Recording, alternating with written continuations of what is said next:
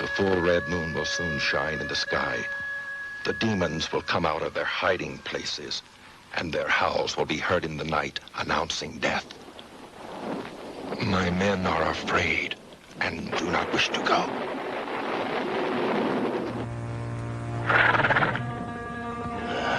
What mysteries lie hidden in legendary Tibet?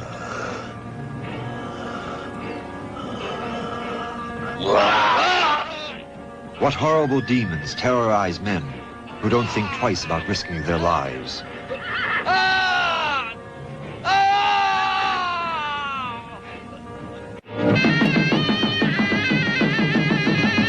Frightened men pray to their gods with their ritual dances against the evil spirits. The werewolf and the Yeti.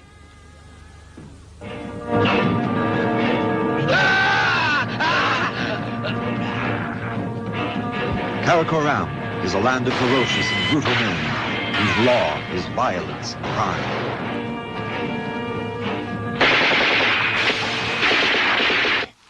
Listen, I don't see the bodies of Melody and the professor. Where are they?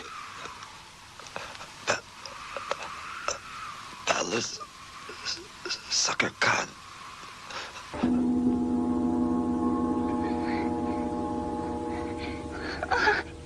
Shut up. Death is the kindest end to those prisoners in the dungeons of the palace of the Sekhar Khan, where a beautiful and evil woman submits her victims to the most diabolical tortures.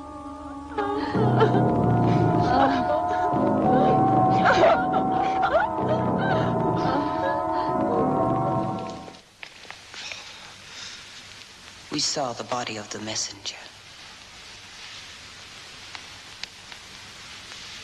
And he wasn't killed by a wolf.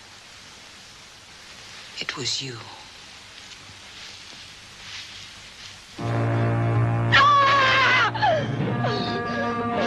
In The Werewolf and the Yeti, there is terror, eroticism, and adventure, bringing together the audience and the actors in a nightmarish atmosphere. The Werewolf and the Yeti.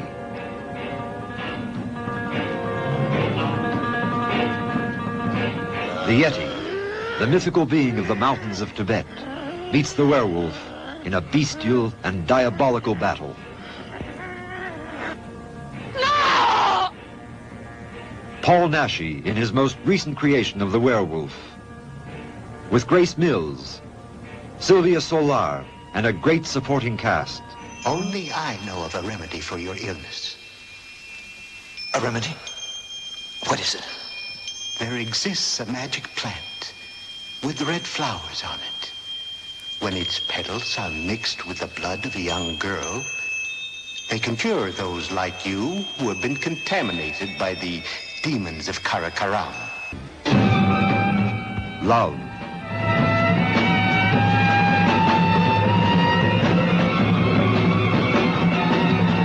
Action.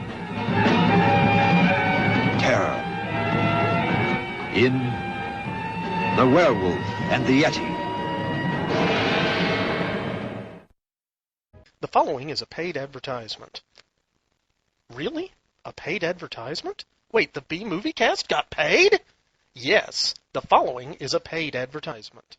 This episode of the B-Movie Cast is brought to you by the estate planning services of Twyla Minear Brooks, attorney at law. Remember, when the zombie apocalypse comes, things will move pretty fast. The body should be disposed of at once, preferably by cremation. Well, how long after death, then, does the body become reactivated? It's only a matter of minutes. Minutes? Well, that doesn't give people time to make any arrangements. Oh, you're right. It doesn't give them time to make funeral arrangements. The bodies must be carried to the street and burned. They must be burned immediately. Soak them with gasoline and burn them. The bereaved will have to forego the dubious comforts that a funeral service will give. They're just dead flesh and dangerous. So don't leave your estate planning needs until the last minute, because you don't know when that last minute could come. Call Twyla Minear Brooks, attorney at law, at 859-351-2294. That's 859-351-2294. Remember, when you go, you don't want people saying, "Yeah, they're dead. They're all messed up." Twilamine Air Brooks, attorney at law, is licensed for practice in the state of Kentucky. Consult your local attorney for matters outside of the state of Kentucky. Command mark. The time will be running at X-20 seconds. Mark. 5, 4, 3, 2, 1. Fire.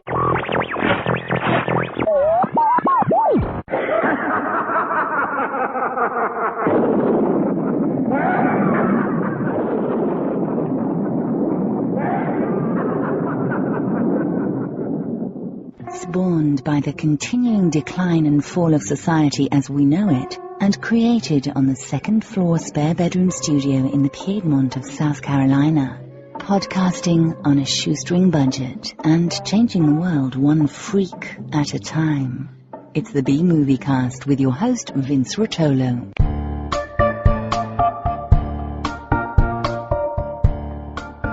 From coast to coast and worldwide via the internet, this is the B-Movie Cast, the podcast of unusual film and television.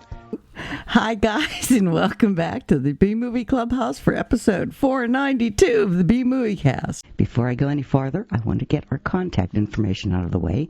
We love hearing from all of you, so we have a feedback segment devoted to your comments and suggestions, and this is how you can contact us. Option 1, pick up your phone and dial 888-936-0808. This is a toll-free number and a very easy way to leave a voice message. Option 2, you can make your own MP3 file and send it into bmoviecast@gmail.com. Or use your smartphone voice software and record a call, then just send that in as an attachment instead. Or option 3, if you're not into talking, you can just shoot us an email to bmoviecast@gmail.com.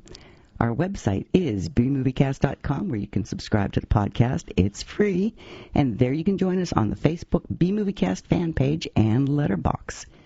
Also, you can play the contest by sending in your answer by email to bmoviecast@gmail.com with contest in the subject line. And check out the links while you're there, or buy a t-shirt. I currently have smalls to 4X's. If you want to help us financially, there's a donation box you can click on as a supporter on the Lugosi, Karloff, Agar, and the infamous Xanadu level through PayPal. Also, the easiest way to donate is to click on the Amazon bar on the right side of our homepage. This Amazon link will take you to Amazon.com to make your purchase. It doesn't cost you anything, and you can still log into your personal accounts when you get there. It's completely private, so think about us before you buy online. So now, through the miracle of modern technology and thousands of miles of wires, server farms, PCs, Macs, the internet, and duct tape, we have our co-host from Lexington, Kentucky, author, editor, screenwriter, film producer, Nick Brown. He has a new website. It is authornickbrown.com. That's AUTHORNICBROWN.com. He is the author of the Werewolf for Hire book series, starting with Blood Curse. He's also selling a book in collaboration with his wife, Fiona, the B-Movie Cookbook. All of these are available on Amazon. He's produced 2 movies, Wretch and Loss Prevention. Both can be ordered on Blu-rays or DVDs through Amazon. He is also the producer of a 3rd film, the soon-to-be-released Fall of Usher. And joining us today is our special guest host, Rod Barnett. Rod is the host of the Nashcast podcast, and along with his co-host, Troy Gwynn, has been able to parlay his worldwide podcasting fame into lucrative Blu-ray commentary track gigs for Paul Naschy films and other Spanish horror movies. But rather than retire with his massive and well-earned wealth, Rod has also gifted the world with the Bloody Pit podcast, in which he and a stream of guests discuss bizarre and fascinating films that don't have a connection to Paul Naschy. Not content to give the listening public 2 award-worthy podcasts, in 2020, Rod accepted the kind offer of Dr. Adrian Smith to co-host a 3rd podcast called Wild Wild Podcast that covers Italian cinema genre by genre.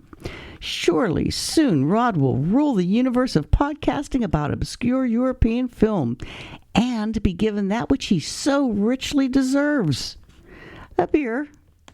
Rod's writing can be found on his blog, The Bloody Pit of Rod, and occasionally in less reputable places willing to publish obvious lunatics.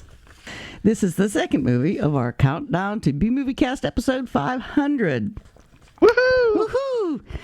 Although Nick and I are trying to pick examples from the wide range and the eras of films that we've covered over the years, I'm sensing a repeating theme here at the moment. Guys, fair warning. For the next 8 casts, I'm kind of maxed out on naked women already. So, that being said, welcome all to The Werewolf and the Yeti from 1975. This Spanish horror Naschy classic goes by many names. La Maldicionea. Let's try it. Let's try it. Say like it this. again. Somebody La say it for me. Maldición de la Bestia. Oh, you did that good. Say it again. Oh, I screwed it up, actually. It's Maldición de la Bestia. Ooh. Or Bestia. I'm not exactly sure about the E sound, but I probably messed up other vowels as well. So. It's better than what I was doing, believe me. Yeah, you do have vowel trouble sometimes. Don't you? I take Imodium for that. Uh-oh. Okay, Curse of the Beast, Night of the Howling Beast, and Hall of the Mountain King. It's the 8th in a long series about the werewolf Count Valdemar Daninsky, played by Paul Naschy. It's 8th if you count the still unaccounted for Knights of the Wolfman from 1968. The second film in the series seems to have either vanished under the weight of lawsuits or never been completed at all.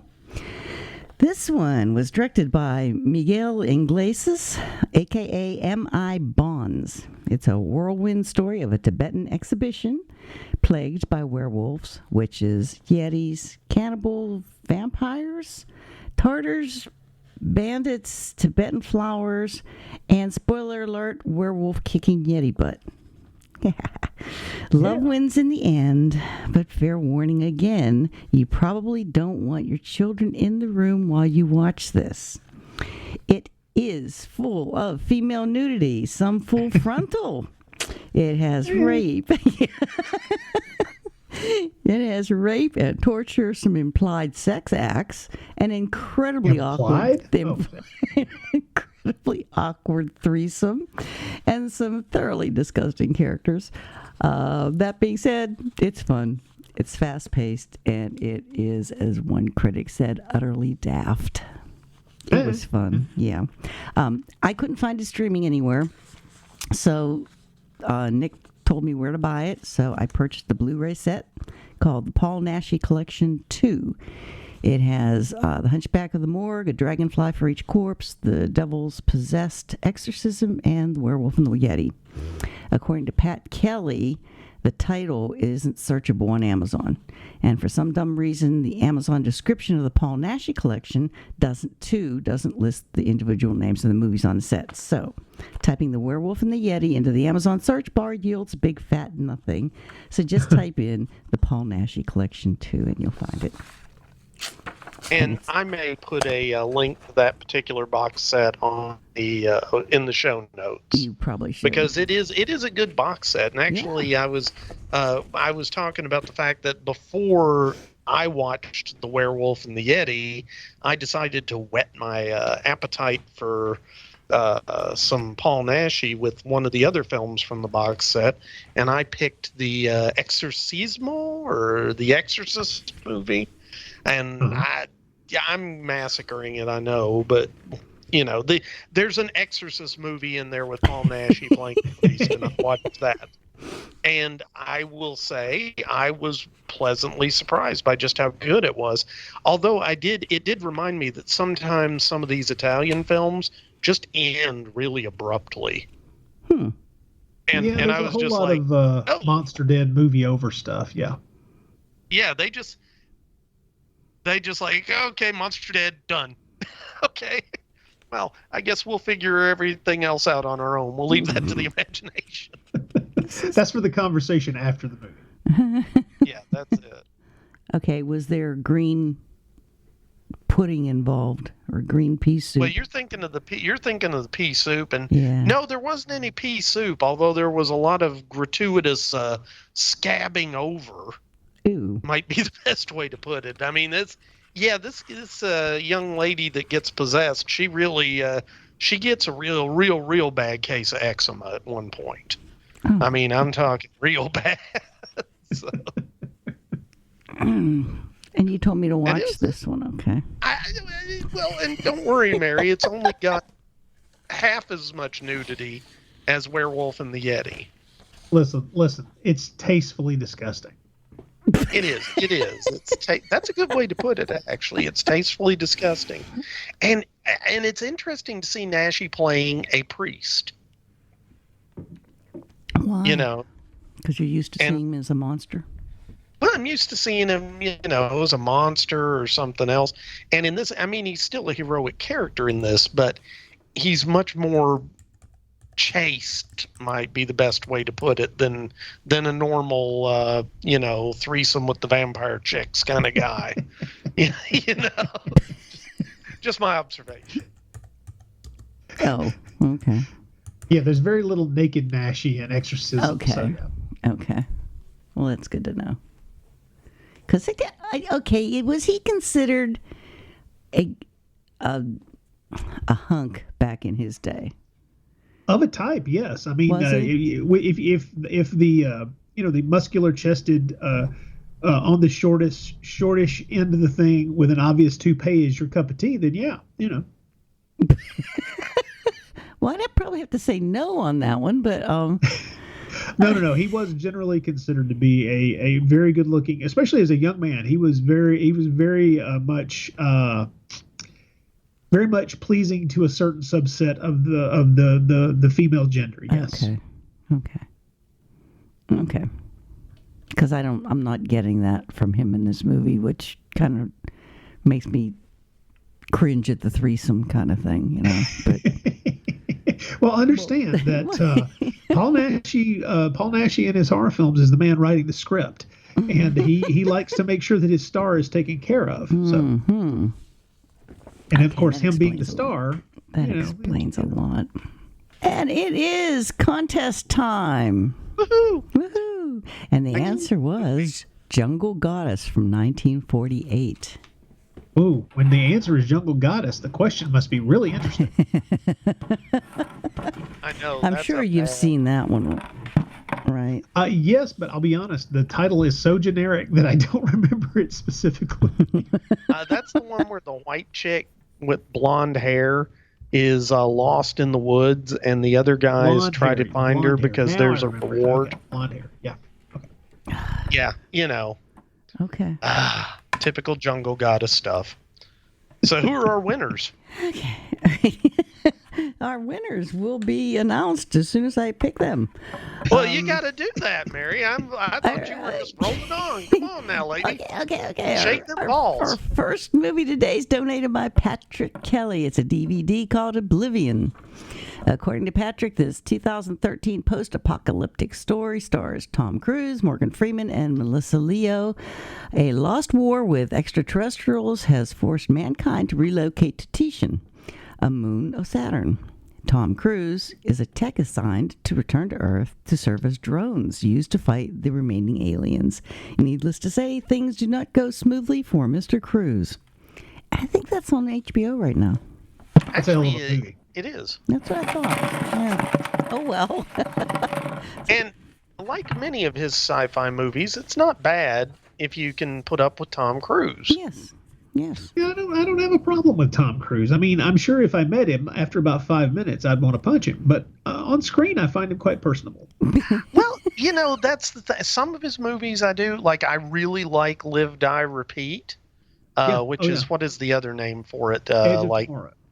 Yeah. I like that one, but I think Oblivion's pretty good, too. Yep, good movie. I think it was. Well, who won it? Matt Kowalski. Ah, sweet. Matt Kowalski. Cool. Yeah, so congratulations. And our second one is the Mystery Prize from Kenny B. Santito. Guaranteed to be worth more than the 2 minutes it took you to enter the contest. Guaranteed to be a DVD or Blu-ray, book and or magazine, and some knick-knack and something from south of the border, preferably legal something. Again, guys, if you win, tell us what it is. And the winner is Anthony Munn. So congratulations, Anthony. And I'm sure Santito will be happy because the last week's winner is from Canada.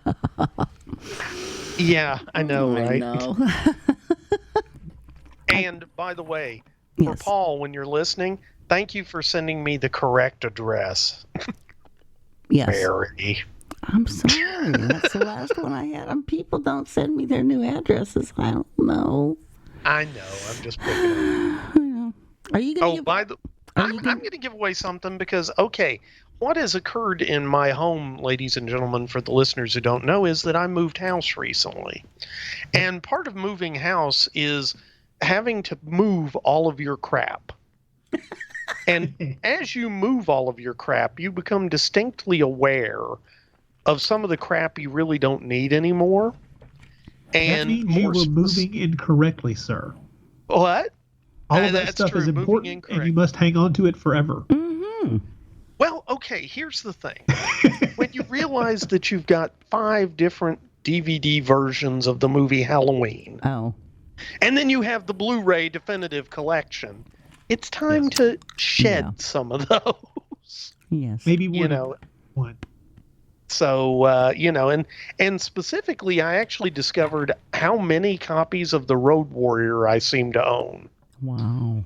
I just seem to own The Road Warrior ad infinitum. It's like every time they came out with a version, I must have bought it. And the funny thing is, I worked with Vernon Wells on loss prevention, who was in The Road Warrior, and I didn't get him to sign a single damn one of them. That's and he was right there, and I paid that dude to be in my movie. He could sign my bloody DVD if I'd brought it. Well, now you can just send it to him instead.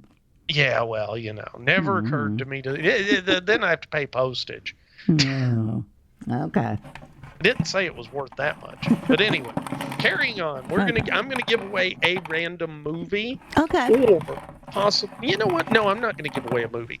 I'm gonna give away a copy of Kelly Baker's book, Dennis Barton is a Bastard, which is a collection of really, really good short stories. And to find out why it's called Dennis Barton is a Bastard, you have to read one of the short stories. Wow.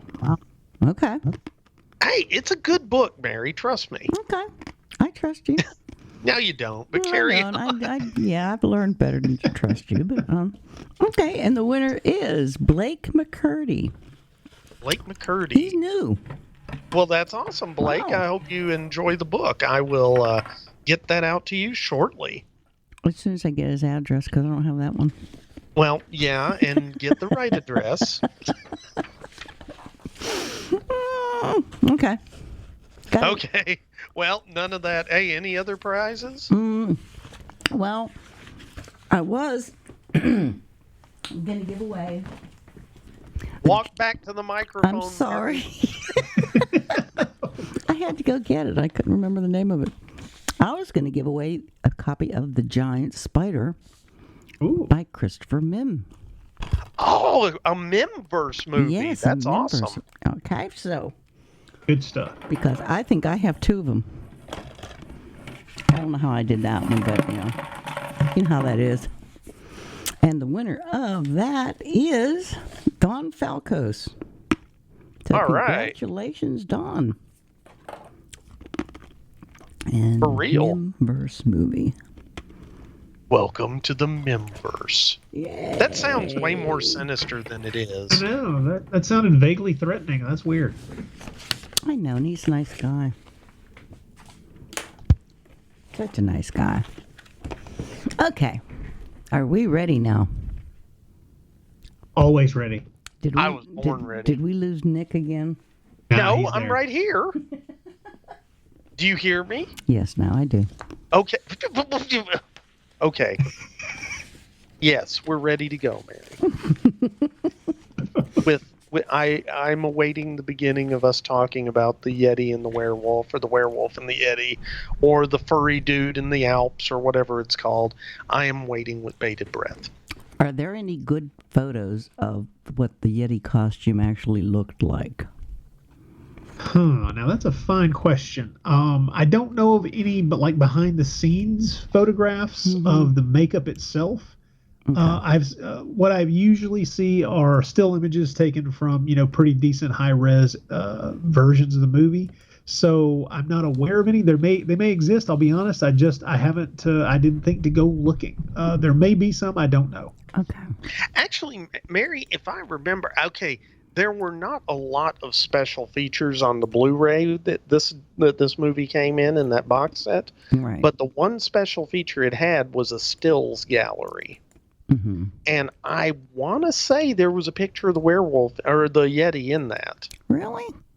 I want to say there was. I may be mistaken, but maybe go back and look. Okay. I don't remember. There may be, but I don't remember. I don't remember even what it looked like. And by the way, folks, and this is a comment directly from Fiona, because she watched The Werewolf and the Yeti with me, and she had a lot of comments that I'll bring up later in the cast. But the one that she wanted to make sure that I brought up was, where was the Yeti? Mm-hmm. It's like opening credits, Yeti. Ending, Yeti. Yeti. Yes. 90 minutes in between. No Yeti. No Yeti. Well, what you have to understand is it's a whole lot like signing on a big name star.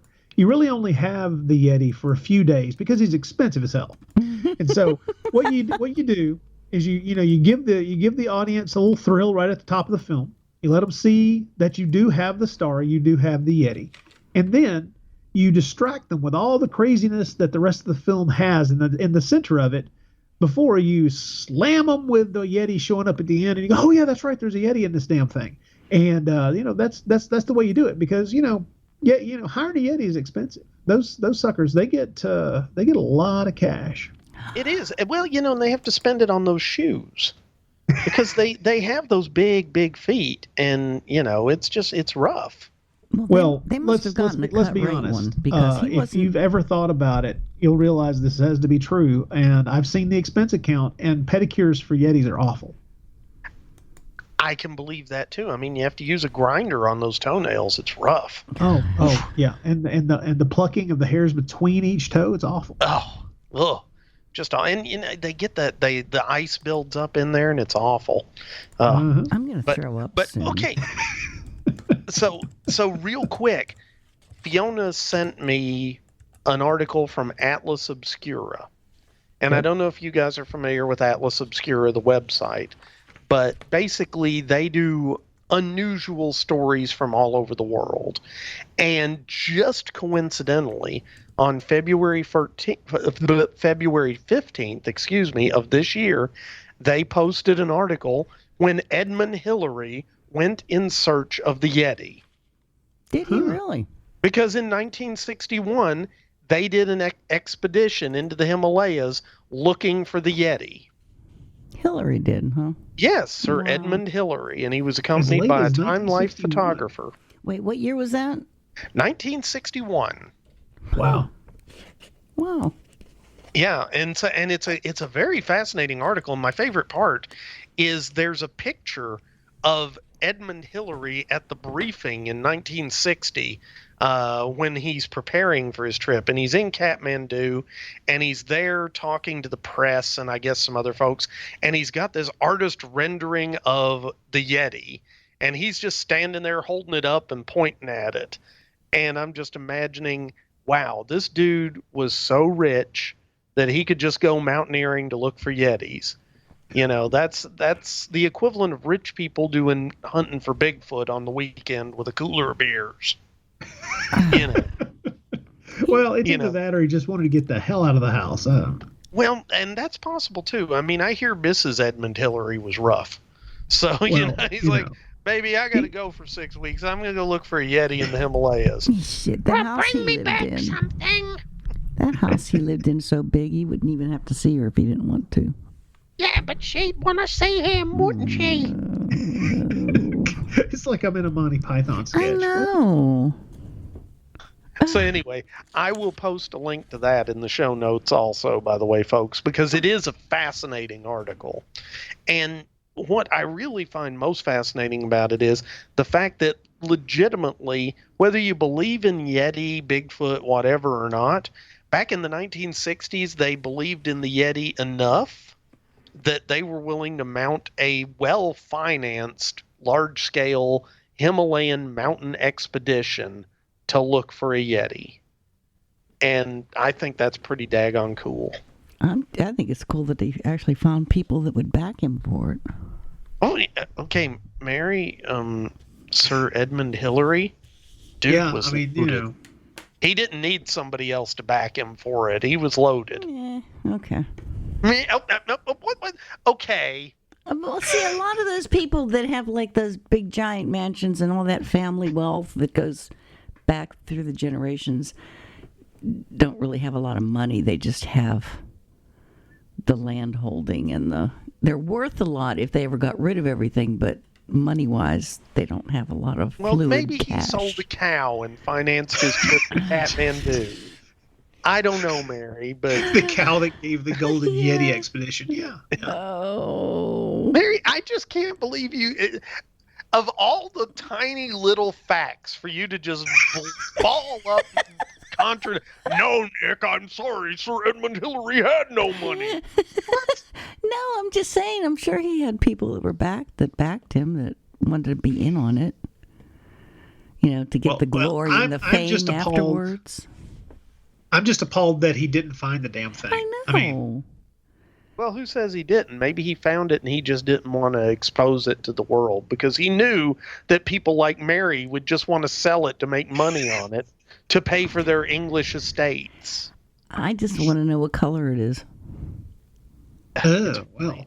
Because the one in this movie was not the right color for a Yeti. They're supposed to be... Okay, what are you, racist about Yetis, Mary? Yetis are supposed Well, not only that, it's like, oh, you're going to get all judgy about hair color? Look, come on. I know. Oh my God, Mary, you're a Yeti racist. Some Yetis age into that, lighter colored fur.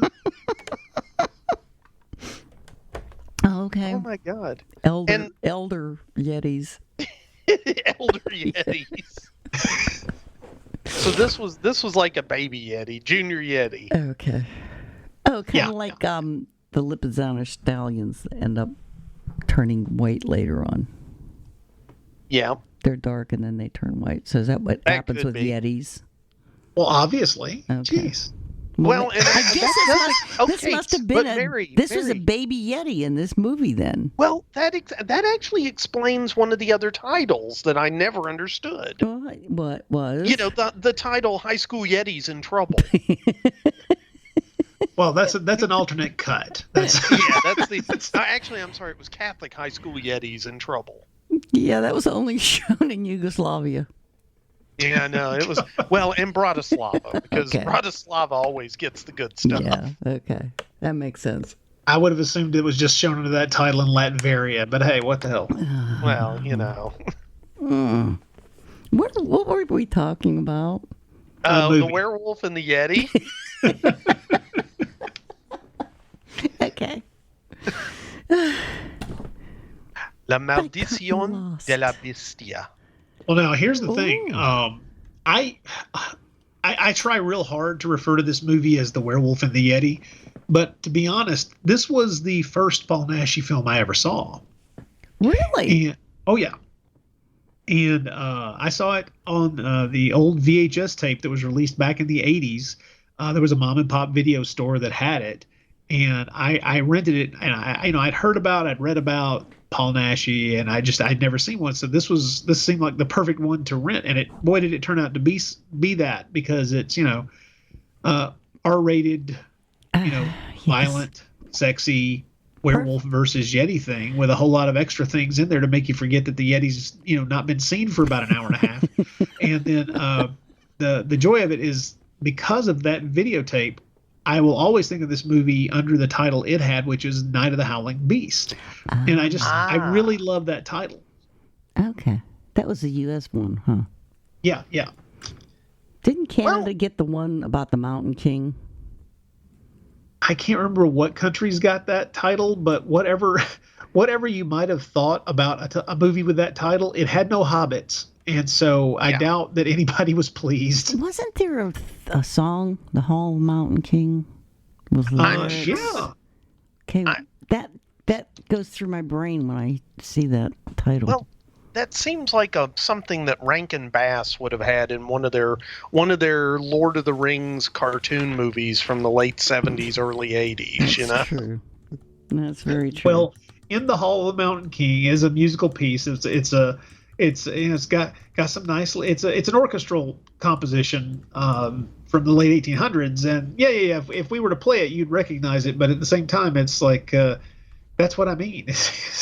As soon as you hear that title, you just there's a certain sound in your head, and this movie ain't it. Yeah, I was gonna say this is not. Honestly, Night of the Howling Beast is probably the most appropriate English title that there is for it. Yeah. I mean, that really fits it better in The Werewolf and the Yeti, because it should be, if you're going to go with that, it should be the werewolf and the bandits, the cannibals, the vampire women, the werewolf women. I've always thought maybe Werewolf in the Himalayas. Yeah, Werewolf in the Himalayas. That'd be a good title. But nobody was asking me, because when the movie came out, I was 7. So, Well, fair. Now, I do have one question for you, Ron, because, okay, I have not watched all of the Naschy werewolf films. Damn. Okay, I've seen a good portion of them, but not all of them. And I thought that he came into most of the movies pre-cursed. Well, in some cases that is true, and in other cases it is not. Okay. Let's do a quick Valdemar Daninsky 101 kind of setup here. It goes like this. There are a number of Valdemar Daninsky werewolf movies, and the joy of them is that although there are really kind of 11 of them, sort of, I would really say kind of 10. The joy of it is that you don't have to worry about continuity. You don't have to worry about which one you're going to watch first, second, or third. As a matter of fact, trying to line them up into some kind of timeline has driven stronger men than me mad. So I try not to worry about it anymore. It's the kind of thing where what you need to remember when you watch any one of the movies is that there is a werewolf in it. Okay. And you're good. You're good from there on. You can watch 3 or 4 of them in a row. It doesn't matter what order they were produced in, which one did this, that, or the other, because Naschy himself would essentially just reboot the damn thing every time he wrote a new script anyway. Okay. Yeah. It is possible, if you want to give yourself a headache, to try to line a few of them up into some kind of loose continuity. But it doesn't really work at all, and it's best to just not deal with it. To just let it go and enjoy the movie you're watching currently, and that's really for the best. But okay, let's give a good example. One of the best of the werewolf movies that he made, one of the best Daninsky werewolf movies that he made, was one of the last ones that he made, 1983, The Beast of the Magic Sword, which was co-produced and shot in Japan. Yes, I like that movie. It's a hell of a movie, but it completely dispenses with all other concepts of how this werewolfery got infected into the poor guy by giving us the first 15 or 20 minutes of the movie as a history lesson on the background of the family, and therefore is no way to watch that movie and line it up with much of anything else, because wow, so this guy is. He's Valdemar Daninsky. He's a Polish nobleman. He's but he's not. Wait. He's not Polish in this movie, and he's not a nobleman in this movie over here. And wait. The movie starts and he's not a werewolf. Well, so when does he get the curse? Oh, he gets the curse by having sex with too many women. Okay. Well, that's that's weird. Well, that's what happens in this movie. Surely he had sex with the wrong women, and 2 of them at the same time, and therefore was obviously cursed by whatever demon decided that was too many people. So. Okay. That is the movie we're watching, right? No, it's okay. Yeah, I mean, well, so really, what you're saying is lycanthropy is a venereal disease. Well, it can be. What you have to remember I just want to make that sure we're all on the same only a page. silver-coated condom will protect you. So that's it. I knew I was going to be in Sorry, trouble Barry. with this one. You thought when we went away from candy stripe nurses that things would get better. Yeah, it's just gone downhill from there. They did. There's no the joy is though. Here's the thing: you really can watch the werewolf movies Paul Naschy made in whatever. Excuse me. In whatever order you want to, it doesn't matter. Okay. The joy is that each one presents its own level of fun and its own really kind of different flavor of fun to a large degree. I mean, I could recommend like 5 of them that I think you watch in a row that you just really enjoy. But at the same time, even the ones that I don't think are particularly great or lower down on the scale, there's some joy to be had in them, even though they're lesser entries in the series. Yeah. But it doesn't really matter. I used to joke that Valdemar Daninsky must have been a Time Lord or something, because he's just where he'd pop up in any time frame whatsoever. It didn't matter. 1600s, 1800s, late 20th century, didn't matter. It was the same guy played by the same actor, and oh hell, he's a werewolf. Wow. But once you accept that, it doesn't really matter. Cool. Well, and I'm glad we've established that, because that was. Oh well, yeah, that's the whole intro at the beginning of Beast and the Magic Sword. You're dealing with some of it. One of his ancestors, who was a nobleman, who there's a cool sword fight duel, and all kinds of stuff going on there. Before we segue into where does the rest of the movie take place? In the 1800s, I think. Yeah, it's like by that time the lycanthropy has been passed down through like a few generations. Okay. It's pretty. Yeah, it's kind of amazing. It's worth seeing, mainly because like I say, if you watch too many of them in a row, you tend to forget. Well, wait a minute, which time period does this one take place in? It doesn't matter while you're watching the movie. It's just fun. Yeah. Whatever's going on, Waldemar Daninsky is gonna be a werewolf, and continuity be damned. Pretty much, yeah. Yeah, and that's okay. And the funny thing is, though, because I really didn't realize that there were movies where it would start out and he wasn't the werewolf, because I don't think I'd seen any other than The Beast and the Magic Sword, and I kind of took that one as its own little animal because of it being set in Japan. And so I came into this one and I was like, he's a werewolf, and he's okay. So he's just going to go hang out with them. Okay, that's going to be weird. And then it was like, oh, he's not a werewolf. Well, okay.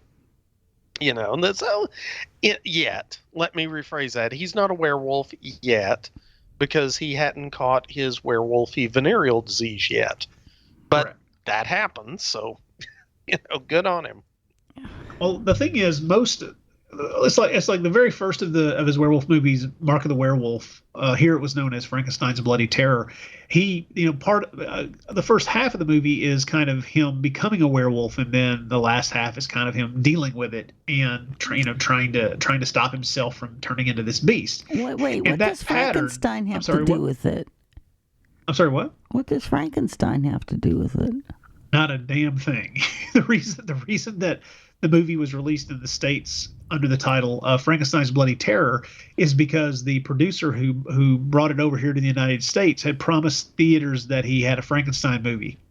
And there was no Frankenstein in it at all? Well, okay, nerding up, all you got to do is call the Mad Dr. Frankenstein, and bam.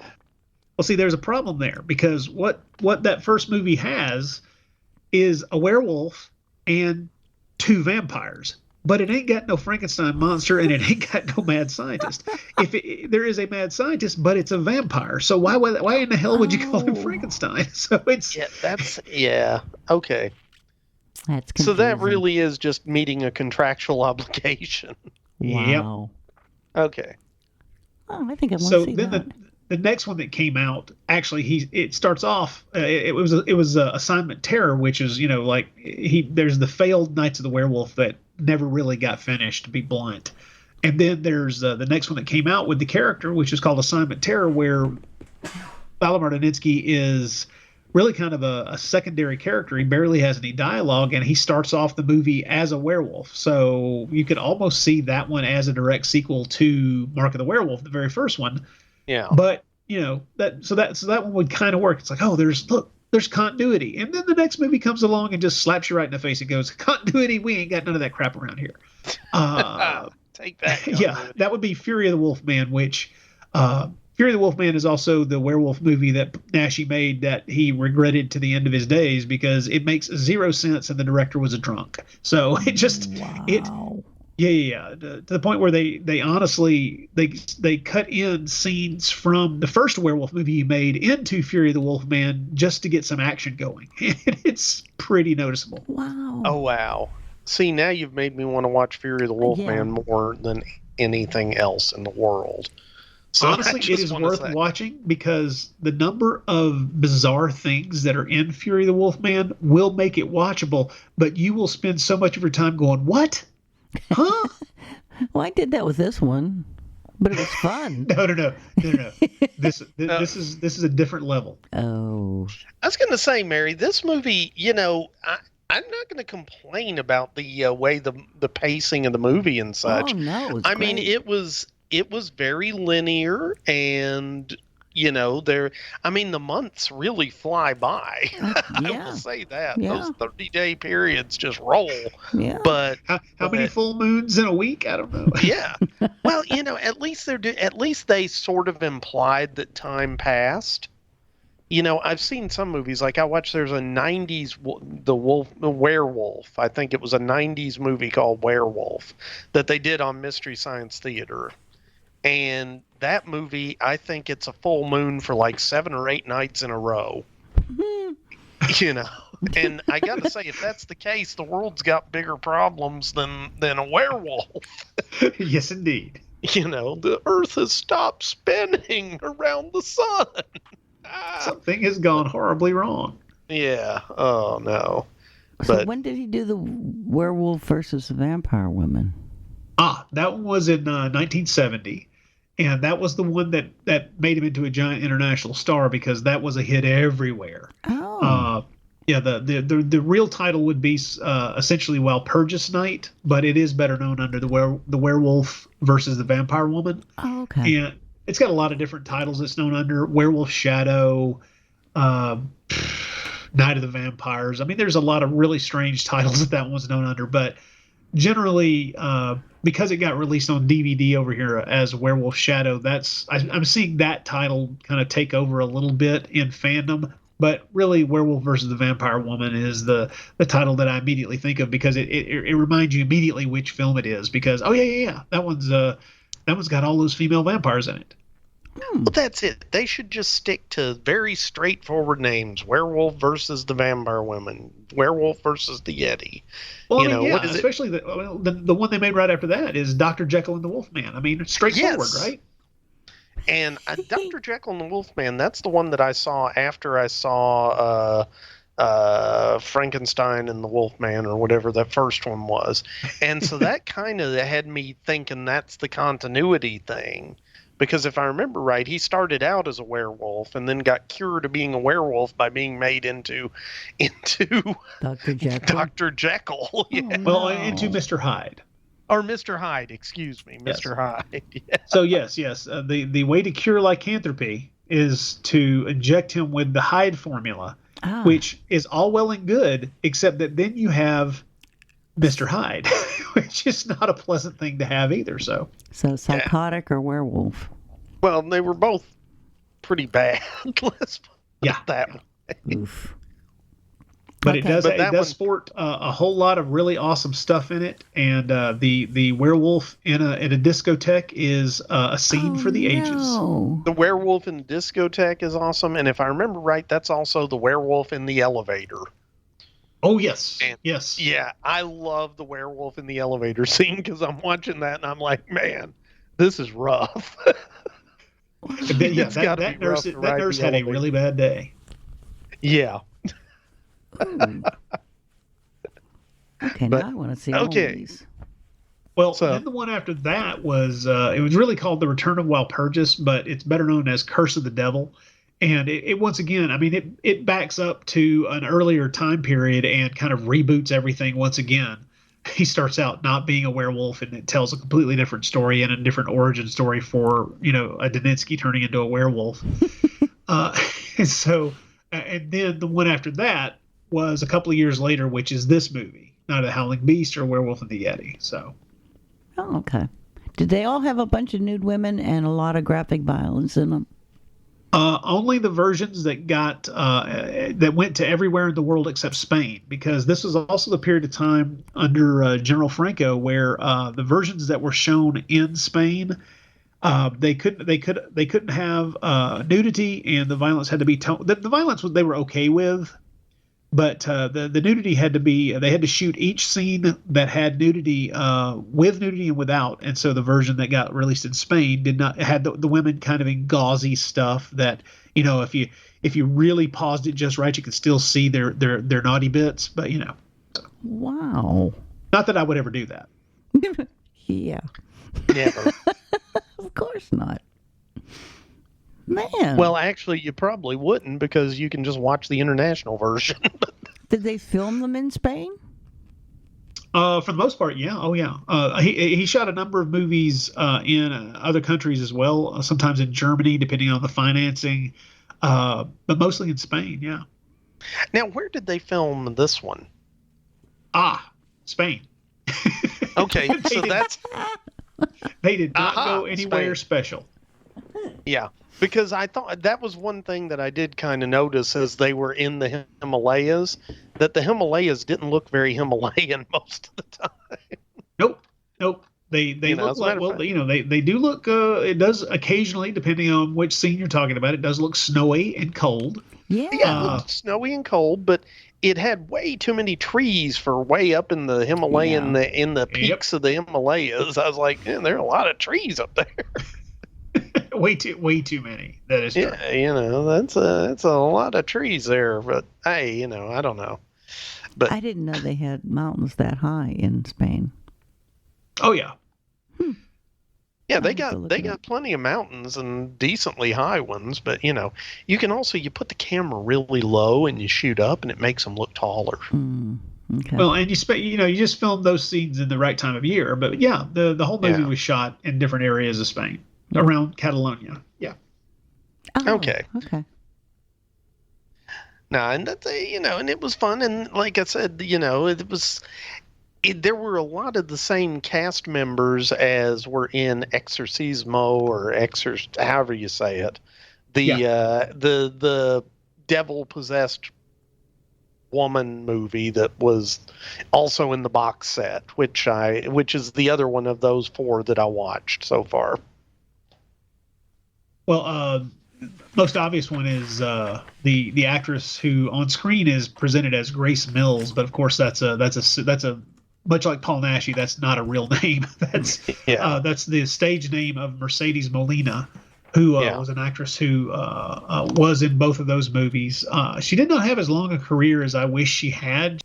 Yeah. And she's capable of pulling off what she's asked to do in this movie, and also in Exorcismo, because that's actually what she's asked to do in that movie is a little tougher, to be honest. Does he play a werewolf in that one? Exorcismo? No. He's a very upstanding priest. He's the priest. Okay. I'm sorry, but this movie had so many storylines and so many characters in it that I got confused. And that's one of the joys of it, as far as I'm concerned, because it's in a lot of ways it's well, let's put it this way: Naschy himself often described this movie as kind of a comic strip brought to life, because I mean, there's a little Republic serial action stuff going on here. There's a werewolf movie. There's a torturous trek across the Himalayas story kind of woven in there. You got a cave full of demon vampire chicks who are also cannibals. You got Tartars. Tartar bandits tracking you down and dragging you to their not at all a miniature lair. So yeah, where was that lair? Is that somewhere in Spain? I think it was a movie set. The interiors are a set, and the exterior is a miniature. Oh, was it? Okay. Oh yeah, that was neat looking. Well, that was one of the things that the Blu-ray made very clear. Once I saw the Blu-ray, I was like, "Oh, that damn thing's a miniature." Okay, cool. Oh. Wait a minute, I was trying to remember. Sylvia Solar, who plays Vandessa. Yeah. The evil chick that we get in the last third of the movie. Yes. Yeah. The sadist. She that is an actress who I've seen in a number of movies. She was in a few movies with Paul Naschy. This is probably the juiciest role she had in a Paul Naschy film. Maybe juicy was the wrong phrase to use there. But she's a very capable actress, and she was in a number of movies. Man, she was in so many movies in the 60s and 70s. She was in a bunch of Eurospy movies like Danger, Death Ray, and stuff like that. And a bunch of spaghetti westerns. No, we haven't done Danger, Death Ray, but we should. I thought probably a good idea. That one. Because if we do Danger, Death Ray, then I can get that music in my head that'll never leave. Oh, good. Dun dun dun dun dun dun dun dun dun dun. Well, if you want a really good twisty thriller that you'll never guess the ending of, she was in a movie. I mean, she didn't have the biggest role in it, but she was in a movie the same year she made this. There's this Italian thriller called Eyeball, which is it's really good. I keep wondering why in the world we still don't have a good Blu-ray of that movie, because it's one of those movies that once you see it, you never forget it, and you immediately want to show it to everybody you've ever met. Ooh. What's it about? Okay, it's about an eyeball. No. It's not quite so bizarre as that, although that factors in. It's basically about a group of American tourists who are going around Italy, and a maniac killer dressed in a red cape is killing off members of this group of tourists. And the best part is there comes a point in the movie where any sane person would realize, you people need to get off this tour. You people need to stop. Wow. People keep getting killed. Is it real gross? There's some sketchy scenes near the latter half, but the real joy is that it's so fast paced, and it's got such a the theme music for the Naschy cast I stole completely from the score for Eyeball. So. Wow. Oh wow. Oh okay. Yeah. The music is awesome. The cast is a blast. You will not guess the killer.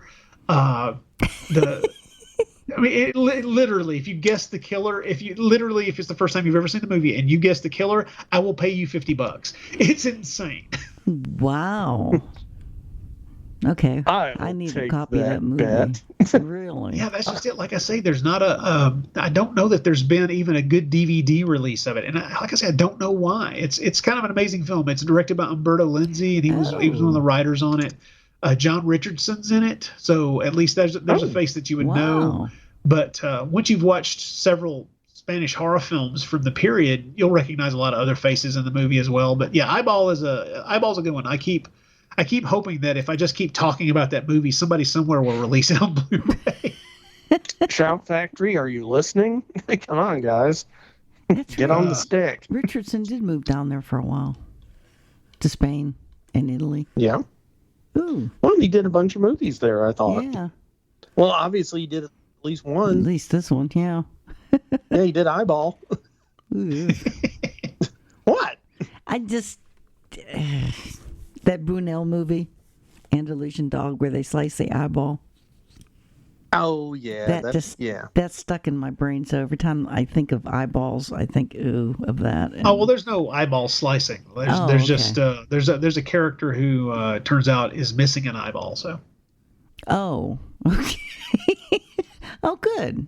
No gouging of eyeballs. There's a named human. Oh, no. I'm not gonna lie. There's some eyeball gouging, but it's not on screen. It's just I can kind of the telltale of the murderer. So. Okay. Off-screen eyeball gouging. God, we've talked a lot about eyeball for a podcast. It's not about eyeball. For a podcast about Werewolf and the Yeti, we haven't really talked much about the movie. I know. Well, okay. Well, let's talk about the director for a second, because the director, for my money, is someone who made some really interesting movies, including along with Paul Naschy. Well, he made Night of the Howling Beast, of course, this movie.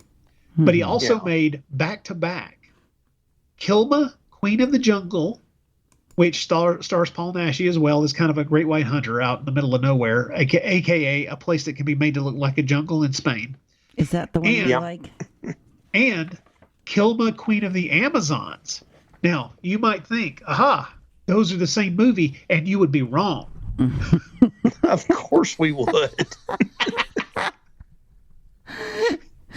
Is there a Yeti in them? No. There's a chimp and a jungle girl, and I can't remember if there's a man in a gorilla suit. There might be. I'm a little fuzzy on the specifics. So was the man in the gorilla suit. Yeah, well, exactly. But I will say this: around that same time, someone else made a Tarzan movie in Spain with Paul Naschy as a great white hunter in that as well. And it's just, there comes a point in time when you realize that somebody somewhere decided that it was time to make a movie that was built just specifically for me. And that movie is Tarzan in King Solomon's Mines with Paul Naschy as the villain. So, now that sounds sweet. Now, I'm not going to tell you it's a good movie, but I am going to tell you that it is a movie.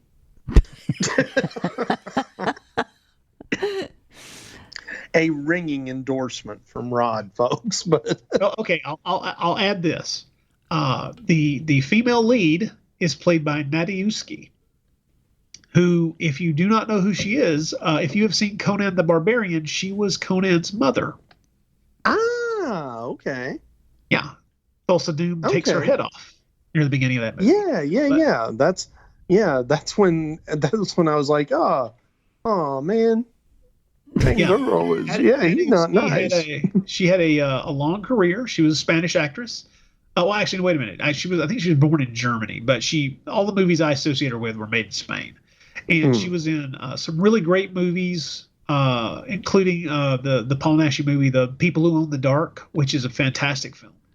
But she's one of those actresses that I always enjoy seeing her on screen. She's not just because she's a beautiful lady, but because I always trust her to do the job well when she's there. So. Well, and in her short time on this earth in Conan the Barbarian, she did a really good job. This is true. Yeah, if only old James Earl Jones hadn't hypnotized her with his snake eyes, then, cut her head off, I tell you what. There you go. I don't remember that one. You don't remember Conan the Barbarian? No, it's been so long since I've seen it. Wow. I want whatever she's having. I know, and this is the thing. The nice thing, though, is, Rod, that it means that we can watch movies like Conan the Barbarian, and Mary's like, oh, this is great. Yeah. Even if she, and she doesn't remember, things that she didn't like about it until later. So. Well, I hope she's not the person who doesn't remember watching the movie and then repeatedly throughout the movie goes, oh, I remember this. Oh, I remember this. Possibly. No. I'm not going to say that I haven't sat in watching a movie with Mary and her go, oh, yeah, I remember this part.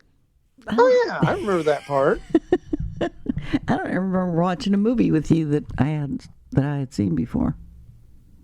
See, that's what I mean, Rod. She doesn't even remember the events. Yeah, she doesn't even remember seeing a movie with me. What? Well, not. Well, let's chalk that one up to not necessarily the movie being forgettable, but just time spent with you.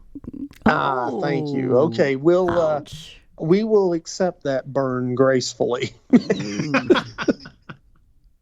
So, what does Paul Naschy play in Tarzan in King Solomon's Mine? Kind of a great white hunter. He's the villain of the piece, if memory serves. Oh, okay. Well, and you got to admit, Paul Naschy had a good look for a villain. Oh yeah. Because he's a handsome dude and he's real stocky, but he could put on the villain look. Because even when he's a hero, he looks kind of villainous. Yeah. When he's a werewolf, does he always is he a good werewolf like he was in this? Well, that's the thing. That's the reason he loved playing the werewolf character in the first place, is because the werewolf is essentially sympathetic, because he is much like Frankenstein's monster. He didn't ask to be in the position that he's in. You know, this is a curse thrust upon him, and so you have this inherent sympathy with a person who has no desire to be a murderous beast and yet can't find a way to end this curse. And therefore you have this sympathetic monster who, when he is a monster, has no control, and so you get that end of things. And then when he reverts to his human form, is racked with guilt. And that is something that Naschy loved to play, and he became extremely good at playing that kind of back and forth, the dichotomy, the pathos of that kind of character, where you really don't want him to suffer, because you're watching him suffer, and he's trying desperately to keep himself from being what he's turning into. And so that kind of role was honestly, he ended up winning a few awards for that kind of role, especially when it would not involve being a werewolf. Hunchback of the Morgue, he won a couple of awards for his performance in that movie at different film festivals, because he was playing strangely enough, a hunchback. I know that for the title didn't give that away, but in a morgue. Strangely enough, yes.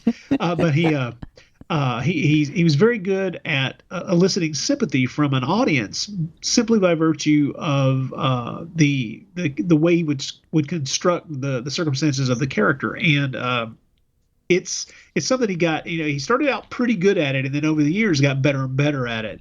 And by the time you get to this movie, I mean, he can, he knows exactly how to frame himself within the camera and within the script to give the audience maximum empathy with him, and it works pretty effectively, I think. Okay. Yeah. Well, see, he was a good monster in this. He only killed bad guys. I think that's more the opportunity, but there was and I'm going to go ahead and call it right up front. I'm not going to give away the ending of the movie, because I was actually surprised by the ending of the movie. And no, we all know the movie's going to end with a fight between the werewolf and the Yeti. Okay, that's not the ending I'm going to talk about. But one of the things that I was surprised about was that his character, that when the first time he's the Wolfman, which seemed to be like for 3 or 4 days straight, apparently. For a very long night. Just one really long night, apparently. But during that really long night, that also seemed to turn to day and then back to night. But I'm sorry, I'm going off there. He comes across, his lady love, Sylvia, Mercedes Molina, and she's being assaulted by, some of the villainous Tartars, I guess, the Tartar bandits. Drunk guys. And he kills them, and he spares her. He gets multiple opportunities to protect people, which, once again, is the kind of stuff that you puts him in good lights with the audience. Exactly. I mean, first it's the drunken scumbag who's trying to rape her. Mm-hmm. Yeah. And that dude gets his throat ripped out. Mm-hmm. No great loss. Yeah. Yeah. Yeah. And then that sequence when I do love the werewolf just ripping apart the bandits sequence, which is great. Oh yeah, is that the one where he's up way above them and leaps down on them? Yeah, because that is a really good leap, by the way. I mean, you're laughing, Mary, but I was watching that and I was like, wow, that's pretty good action, because that was probably Paul Naschy, and he just jumped down into a net or whatever and then popped up. But yeah, big old mattress, but still, that's pretty good, because he just straight up jumps off that rock. Yeah, there's no way to fake that jump, because the whole thing you're seeing the people on the ground level and him up on that big rock, and it's like, well, somebody jumped off that big rock. I don't know what they did. Somebody jumped off that big rock. And I like to think it was Paul Naschy, but that's just me, But no, and anytime you see, Tom Cruise doing his own stunts, well, he's not Paul Naschy in werewolf makeup jumping off a 15-foot rock. Truth. Okay, that's all I got to say. But no, that was a good scene, and he rips them apart. and it does make him a sympathetic werewolf. You're right. Yeah. So, that's why I wonder if he was like that as a werewolf in all the movies, or if he was like bloodthirsty in some of them, just killing everybody. It kind of goes back and forth. In each movie. I mean, like I say, there are times when the werewolf's rage just seems, random. Unfortunately, people are in his path and they're killed. No, okay. He turns into a werewolf in a discotheque. You know what? Nobody at the discotheque, except maybe the guy overcharging for cocaine, really deserves to die. But, yeah, that's it. And the poor, what was it, a nurse in the elevator, that same movie? She didn't do anything wrong. Poor lady. Yeah. She just took the elevator when she should have taken the stairs. Exactly. So it is that nature within the beast that makes him so tortured as a character, because he knows he's killing innocent people at times. Yeah. And it messes with his head. If he could kill himself, if he could commit suicide and keep this curse in check, he'd do it. See, I didn't get that with this movie, because I didn't think of it as being so much of a curse. Oh well, that's the thing. In this movie, he's well. I mean, if we're not going to give away the ending, I guess I have to be careful here. But he's not really a werewolf long enough to have that thing going on. He's only a werewolf for a few weeks. Whereas in some of the other movies, he's dealing with this curse for years and trying to keep it under control and trying to find places to contain himself during the full moon and stuff like that. So yeah, and okay, I got to say it's funny because in this one, there's, and we'll get into this more when we're talking about the story, but there were a couple of points in this one. Like at one point, he's they're staying at this monastery with the last monk and his helper, and the guy's like, oh yeah, you got that curse, well here, let me chain you to this tree. And it's like he's chained to a tree and pretty much immediately escapes, and I'm just like, that was the most ineffective set of chains ever. When you buy your chains at the candle store, chances are good that they're not made of steel. So. That's it. And I did understand that monastery, with their entire order was dedicated to the lighting of candles. As far as I can tell, yes. And if you watch the movie, you will understand what I'm talking about, because again, I go back to I love Fiona's comments when we watch these movies, because she just cuts through so much crap sometimes. And her comment in the monastery was, do you know how long it would take them to light all those candles? Well, see, that's and they'd all burn out by the time they did this. Well, that's just it. The task would be that you're constantly lighting candles, because by the time you got to the last candle, you would have to start back over again, replacing candles and light and starting the task again. So you're like Sisyphus with candles. I've been in too many Roman Catholic churches for that. I don't believe that one. Well, they just got the slower burning candles they got the slow burn candles. Yeah. Mm-hmm. Those are special. They're special. Okay, they're blessed. They're blessed. Sprinkle a little holy water, light that sucker up. That's right. Well, it's what you got to do. It's a miracle. You'd think a monastery would have blessed candles too. Honestly, they had a whole bunch of candles in that cave too. Well, that's true. And once again, I'm going to call it for that cave bit, though.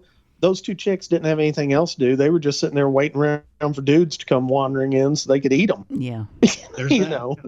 That's true. Or screw them, or both. True. Yeah, kind of both, yeah. I guess. And that's fair enough. Yeah, we don't know if they even needed light, so... the cameraman needed light. Were they vampires, or were they demons, or were they werewolves, or what were they? I didn't quit. That's just it. It's a little ambiguous, and that's one of the neater things about it. I've always thought of them as demons who infected him with lycanthropy. But at the same time, they could just as easily, the form of demon we're talking about here could just be a werewolf, just some kind of demonic werewolf thing. Okay. But there is no point at which either of these women are in full werewolf makeup or full body fur or anything like that.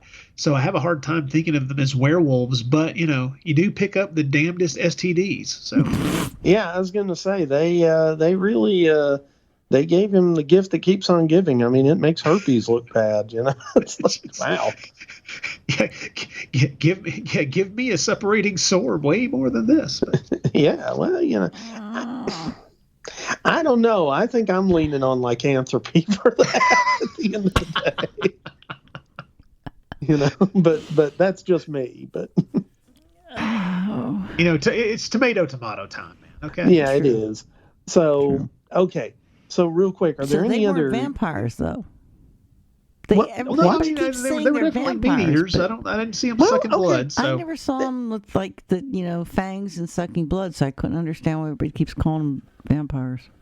Well, they were more cannibals than vampires. I mean, it's like saying you're on a liquid diet and then eating a pizza. They were just like. Well, I mean, I can say this very, very easily. That's one of the things that I like about these kind of movies is that the people who are saying they're this, that, or the other, they didn't meet them. They're just telling tales, man. It's like, well, there's a cave full of vampires. It's like, no, man, we saw them. They're demons. It's fine. Yeah. Yeah. True. Yeah. Well, I think that goes to, whenever you have the female monster like that, they kind of want to project them to be vampires for some reason.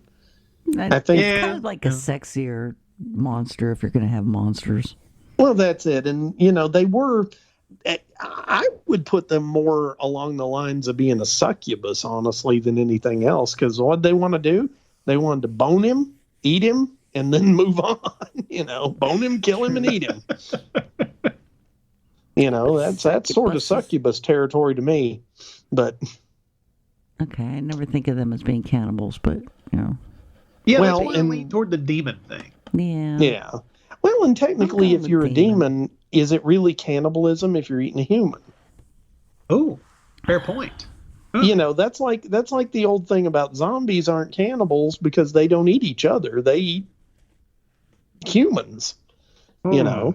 You have posed a quandary. Let's take about a 2-hour break, and I will figure this. No, I'll never figure this out. Don't worry about it. I was going to say, this is an existential question. So. Or better yet, that would be an ecumenical. If you spit out the meat? Wait. Yeah. That's going to be an ecumenical question, Father. So, all right. Now, we talked about Naschy a bunch, and we briefly touched on Mercedes Molina. We hit the director, Miguel Iglesias. Were there any other cast members that we wanted to bring up in particular, or do we want to roll into the description? The guy with the eyes. Just two others real quick. Oh, I'm sorry. Go ahead. Okay. The guy with the eyes. That doesn't narrow it down. The guy with the wandering eye. Oh, wait a minute. Are you talking about the guy they find in the opium den? Yeah, him. Okay. Wasn't his name Joel? Good. Okay. Yeah, Joel. Okay. Well, that actor, is one of my favorite character actors from Spain. His name is Victor Israel. He is fan-freaking-tastic and was in roughly 1 trillion movies. Actually, okay, only about 200. But still, that's a lot of movies.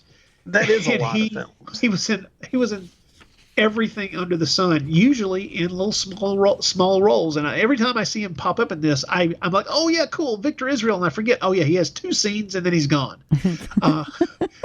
Then he's essentially just being eaten by the demons later on. But he's one of those guys who he has such a distinctive face. I mean, let's be honest. He was not a pretty man. No. But he was somebody that once you see him, once you see him, you don't forget him. And when he pops up in something else, it's very distinctive. And what's really weird about him is I've seen him in so many movies, and he really could play a lot of different kinds of roles. It's like they slapped some facial hair on him or a hat, and it completely changed what he looked like, even though it's distinctly him because that face nobody else could ever have. And so he's really fantastic. Victor Israel, he turns up in a blue bajillion movies over the years.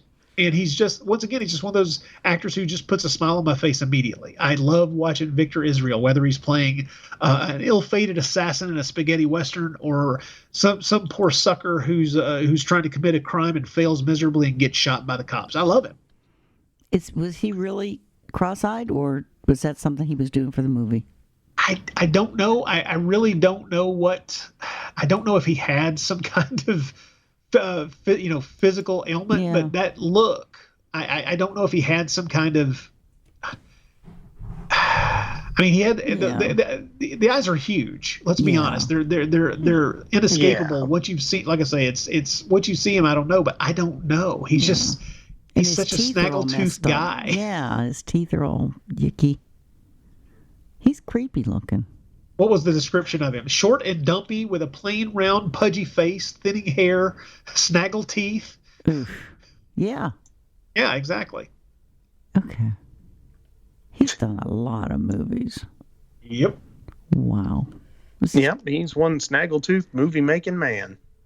Oh, well, the other actor that I would point out is the fellow who played Sekhar Khan, who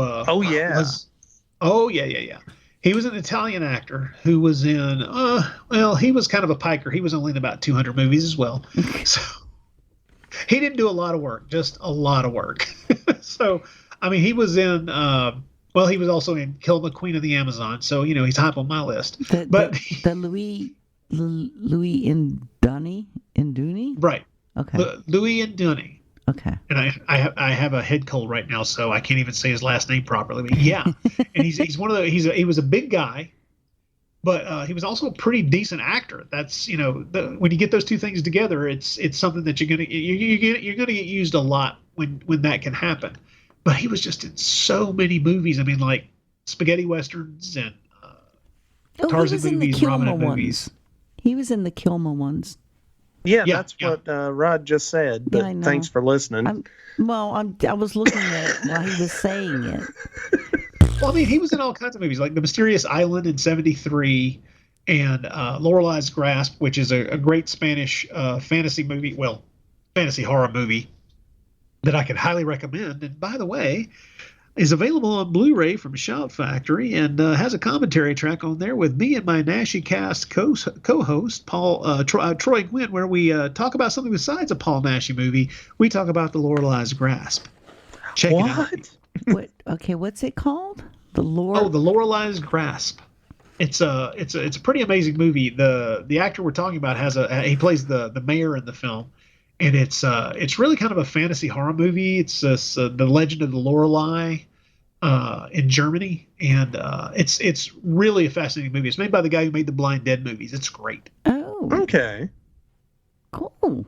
No, I have to check that one out, especially with you if you've got a commentary on it. Well, it's available on a Blu-ray. It's a double feature disc with another. Amato di Osorio film. Wait a minute. What is it? I can't remember what it's paired with. That stinks. I can't remember what it's paired with, but it's buy the disc. It's worth it. Trust me. Well, let's put it this way. The Lorelei is played by Helga Linné, who was that's a redhead that once you see her, you will never forget her.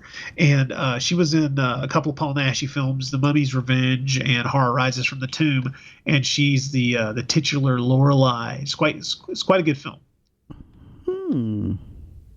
Okay. Who puts it on? No, that's one to check out for sure. Scream Factory put it out on Blu-ray. Okay. Cool. And hey, he was also in Exorcismo, or that Exorcist movie that I keep butchering the name of. You are correct. He was. Well, that's the thing is that there seems a period of time where if he wasn't in a movie, it was a bit of a shock. I mean, like I say, he was in several movies for Naschy, including Devil's Possessed, and it's Exorcismo, this film, and he was even in he has a pretty neat role in Dr. Jekyll and the Werewolf. So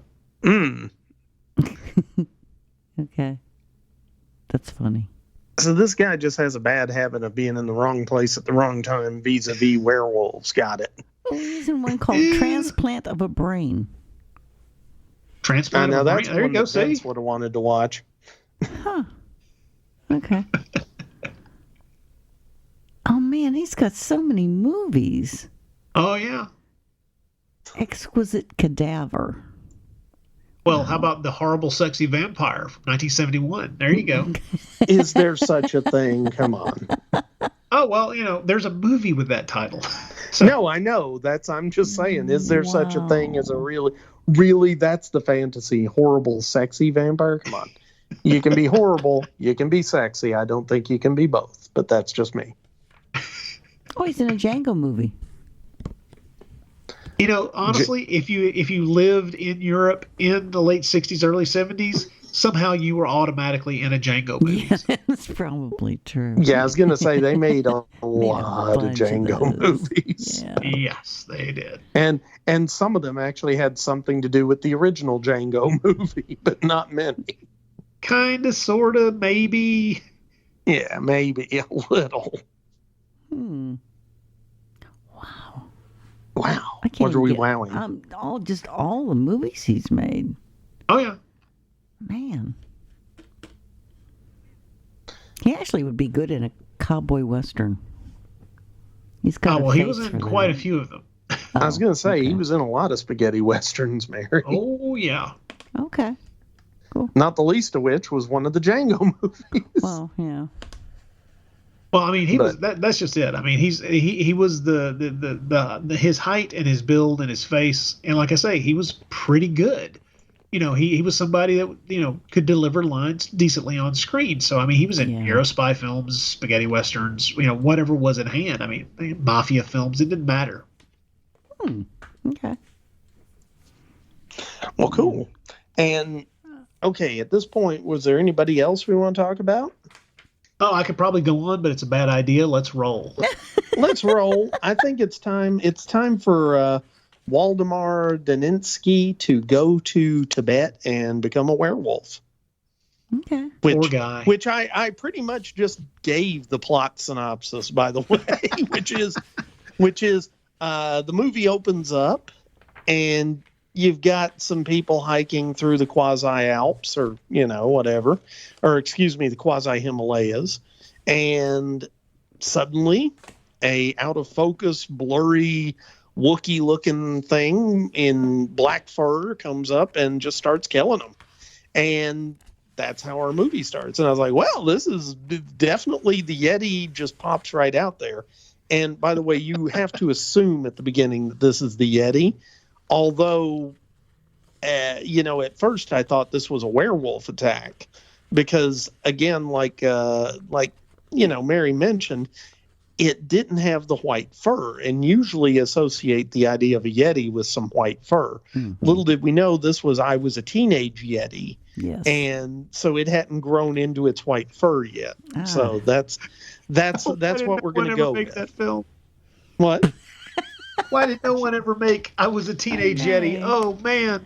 I know, right? This is, hey, Shout Factory, this is gold. Get somebody to make that. Mm-hmm. But tell Brian to make that as his next one. Well, and so what we got this guy, and it's, what is it, Professor Lacombe. And he's like, I really, we had an expedition out there and we were looking for the Yeti. And I think wasn't it his son that was the leader of the expedition or something like that? Because there was some family reason that he wanted to go back out and do another Yeti expedition or, Himalayan. His excitement was that this guy had been out looking for the Yeti and had actually been able to, after his body was discovered, his effects and his pack and everything got sent to this fella, and amongst his notes there were some interesting things, including what looks to be the scalp of a Yeti. Yeah, that's right. Yes, it was a scalp of a Yeti. I was trying to remember what it was that really motivated the professor to launch the expedition, and that was it. He got that scalp, and of course he calls Waldemar Daninsky to come in and help out because Waldemar is, horny for his daughter. And so he figures, what a good idea. Yeah. Let's take him off. He's an anthropologist. What? Whatever. He's a punatologist as he's chasing after Sylvia. You didn't go there. I think that you're impugning his character, sir. Yes, you are. I'm totally impugning his character, but that's beside the point. So anyway, they decide to go on this expedition to the Himalayas, and they're sitting in the hotel room smoking cigarettes and drinking, and one of the local guys comes up and he's like, "Oh, well, it looks like the nobody wants to guide you because this area is cursed and the mountain demons will make sure that nobody comes back. So we're going to have a hard time. But there's this one dude that lives in an opium den pretty much, and he may lead you." Yeah, I would like to trust him. And okay, can I just say, at what point in your I'm going on an expedition journey do you go, yes, I think the dude that we had to drag out of the opium den can be our guide? I know. That's the creepy, crazy-eyed guy from the opium den. Yeah, that's our man. My God, well, you only do that when you're desperate. Yes, let him hold all the money too. Why not? It's just what could go wrong here? Yes. So anyhow, they launch this expedition, and it's Professor Lacombe, and you got Waldemar, and Lacombe's daughter Sylvia, played by Mercedes Molina, and you've also got a couple other people like there's Ralph and Larry Talbot. Yes, there is a character named Larry Talbot. Yes, I know. I absolutely love that. Yep. And it's if you have any doubt about why Jacinto Molina, the real name of Paul Naschy, if you have any desire to know where his heart lay, and believe me, naming a character Larry Talbot should give it away immediately. So yes, yeah. And by the way, did Naschy write all of the werewolf movies? All the ones that he made? Until late in his career, when he made a couple of he made movies with some other people, like a Brazilian director, and he came to the States and made one that it's called Tomb of the Werewolf, which is, as far as a werewolf movie is concerned, it's a really good sex movie. But that's not really what it's supposed to be. He didn't write that one, but all the ones produced in Europe, yeah, he wrote them all. Yeah. Okay. Thank you. Sorry. Yeah, and so they go off on this expedition, and they're having a hard time getting Sherpas, because once again, everybody knows that this area of the mountains is cursed and full of demons, and nobody comes back. And in addition to just being cursed and full of demons and all the black magic stuff, there's also this whole bunch of bandits running around up there, pretty much massacring anybody they can get their hands on. And, so there's also, what they needed was just one more piece of news about perhaps rocks raining from the heavens. And it would have been like, I don't know if anybody needs to go there. Yeah. Yeah. And that's the thing. It's like, at what point is it really worth it to go after a Yeti? I mean, come on. Yes. And, there's a really good line when when they're at their base camp and trying to prepare to go out, when one of the characters just looks over and he goes, "Yes, well, we were having a hard time getting the Sherpas to come, and then we gave them a lot of money, and money will overcome your fear of death." Yes, it will. And that's what it was. But, and they do this, they had this bit where the Sherpas are doing their dance to, I guess, appease the evil gods that live in the mountains. That was a really good scene. It was a fun little scene. Yeah. And, they did that. And, then they started hiking off into the woods.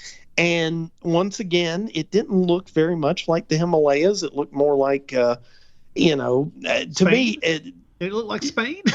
it looked a lot like Spain, funny enough. But they managed to hike up into the mountains. And then things get a little rough for them. They set up camp, and Waldemar is like, "Well, I think we need to go scout because all these bandits and stuff." And so he and Joel, the crazy wonky, and okay, can I also say you're getting a guy to lead you, and both of his eyes don't even point in the same direction. That's rough. Well, he just aims between the things he sees, and he's going forward. It's fine. That's because the guy's eyes don't even point in the right. I mean, come on. His eyes can't decide which way they're going, let alone him. But Waldemar goes off with this guy, and it's like, okay, we're going to go scouting, and we'll be right back. And they left everybody else at base camp, right? Yeah, pretty much left everybody at base camp. And they're having this, and after what would be, okay, if you're in the Himalayas, okay, this is the real Himalayas are pretty harsh conditions. If you're gone for like 3 or 4 days like they were, and you didn't really take much with you, you're kind of dead. And they're having this argument back in the base camp about whether or not, Waldemar's alive or not. Nobody really cares about Joel, but they're like, oh, Waldemar, he's a goner for sure. And Sylvia's like, no, he's okay. We got to go look for him, Dad. And the professor's like, oh, where's the Yeti at? And, it's just they're not really doing a great job there. But old Waldemar, he is out there with Joel, and then Joel disappears. And he's like, well, this is great. So he wanders around in the Himalayas for a while and stumbles across a cave full of sex-starved vampire women who aren't vampires necessarily. They're demons. But we're going to roll with them being called vampire women because it sounds sexier. And so he wanders into the cave, and they take him in, if you know what I mean. And he's there, and it's a couple of supposedly sisters, and they're guardians of the sacred temple of I want to say, wasn't it Shiva? I mean, it was like the goddess of destruction or something from Hindu. I can't remember, but it did seem that they were aiming for something that was actually kind of technically geographically accurate. Yeah, and I think they were going after the idea of it was Shiva, the goddess of destruction. And so part of the goddess of destruction's instructions were to have a threesome with Waldemar, and then afterwards they read the Waldemar. Script, yes. Well, yeah, that's it. And and let's face it. But being demons, they really didn't seem to quite know what sex was and how to do a threesome. Well, okay, I'm going to throw this out there. When we were watching it, and I looked at Fiona and I said, when Naschy was writing this, he must have been channeling the guy from The Room, Tommy Wiseau. And if you've ever seen Tommy Wiseau's The Room, you'll know what I'm talking about, because he writes a sex scene where the only way it would be possible is if the man's anatomical equipment was somewhere on his left upper side of his hip. And I mean, and maybe that is the case for Tommy Wiseau. I don't know. Never seen him with his pants all the way off, but that's beside the point. So who knows? So, here's the way I like to think about it. We're not seeing the entire sexual act. We're seeing highlights. That's true. And what highlights they were. Now, the other thing, and I do have to bring this up because Fiona will punch me if I don't, is when you go on your trip into the Himalayas to look for the Yeti, are you really going to wear your black silk button-down disco shirt? Yes. You will if you're Paul Naschy. Damn it, Nick. Because do I have to remind you that it's the 1970s? Yes. Is there ever not a time to wear a black silk disco shirt? And it had to have a big collar. And it did. Mm-hmm. And, because he gets up from having his threesome, and he's wandering around the cave. He's like, where'd you go, ladies? And then he finds them, and he wanders in, and they're just there chewing on bits and pieces of Joel, presumably. And it's like, oh, well, this is bad. And so they start chasing him, and he ends up in a fight with them, but he manages to kill them, but not before he gets bit and cursed. Mm-hmm. And, and that's pretty rough for him. So he turns into the Wolf Man and immediately heads back towards where the rest of the party is actually moving his way, because they finally got started coming his way again. And about that time, all the Sherpas quit because they were afraid of the demons and the fact that the mountains are full of bandits. And by the way, if it seems like a lot of stuff's been skipped over, I'm trying to tell a linear story of a sort of not linear story. Yes. Well, there's a whole lot of stuff that goes on in this, and that's the thing is like once you get to the final third, everybody's in the same place and a lot of people are dead, so it gets a lot easier to they don't have to cut back and forth between multiple characters and a lot of different things going on. But the first 45 minutes or so of the movie, you're following, this group over here, this group over there, this happening there, and this happening over yonder. And it's difficult sometimes to discover exactly the best way to edit all that together when you're putting the movie together. But it all pays off in the end. Yeah. And I have to agree with you there. You just have to sit back and go with the ride. Let it wash over you. Yes. Yes. Oh, and by the way, so the party is hiking through the canyon, and all of a sudden they're besieged by the bandits. Sekhar Khans, or however you say it, Sekhar Khans, or Shake Your Booty Khan. They're besieged by they're besieged by Shake Your Booty Not Khans. Shaka Khan, for God's sake. They're besieged by Shaka Khan villainous forces. And I love the fact that all of these bad guys, and there's like 30 bandits or so, and they're all armed with machine guns, and 2 of the guys from the party have revolvers.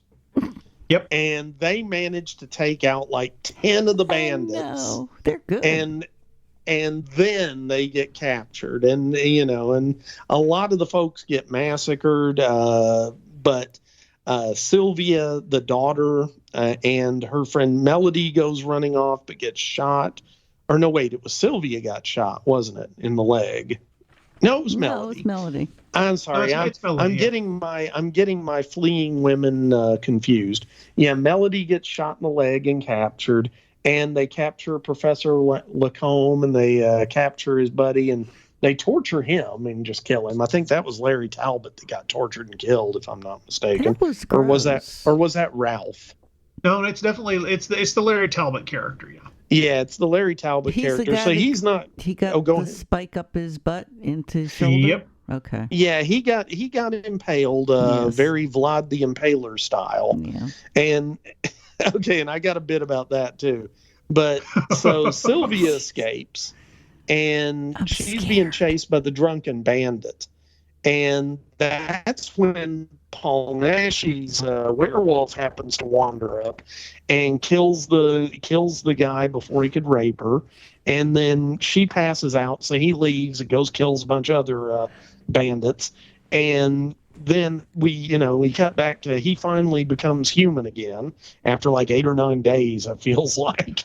And he meets up with Sylvia, and they go back and find where the party was attacked by the bandits, and that's when they find Larry Talbot, who's up on a spike. And this was my favorite bit.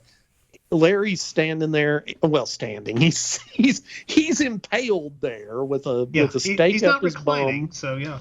And it's coming out his shoulder. And the thing is about that particular method of death, it didn't necessarily kill you. This was the thing. It didn't kill you right away. Let me rephrase that. Mm-hmm. If you did it right, the pole would go up through your intestines and through your stomach. But if you angled it correctly, you could miss the other vital organs that would kill you immediately. You have researched this to a great extent. No, I've read about Vlad the Impaler, and that's what Vlad the Impaler was really good at. It's called horrible research. It is. It's called horrible research. But anyhow, so my point is, it's very possible that this guy would have still been alive when Waldemar found him, and he was, and all he's doing is begging Waldemar to kill him. And Waldemar's like, tell me which way they went. What do you remember? Kill me. Tell me which way they went. What do you remember? I'll kill you in a minute. Tell me what time is it? And he's like, the poor guy already. And finally he tells Waldemar and dies. Yeah. And I'm like, oh, you're so useless, Waldemar. It's like you didn't even kill your friend who was begging you for death's sweet release, and you just make him give you directions. Exactly. So the guy spends his last minutes on Earth basically being Wikipedia. Well, delivering plot information. Let's be blunt. Yes. Yeah. So anyway, Waldemar and Sylvia go off. Excuse me, and they're not having much luck finding anything, but they do manage to find a monastery, or sort of, and it's being staffed by one monk and his somewhat dim-witted assistant. And the guy explains, he's like, look, these mountains are full of evil demons and bad things and bandits. So yeah, everybody left the monastery, but they kind of leave me alone. And so I'm this one bastion of goodness in this whole region. And he also figures out that Waldemar's cursed by the werewolf. And he's like, Waldemar, you need to tell your girlfriend that you're cursed by the werewolf. And he's like, I'm not going to tell her, because she'll hate me. And it's like, okay, whatever. Well, she gets kind of suspicious when Waldemar and the monk disappear on the night of the full moon to go off and chain Waldemar to a tree. So she sees him transform and, go after folks. And it's like, oh, okay. But she really loves Waldemar and he loves her. So she's like, well, I'm going to stick by him.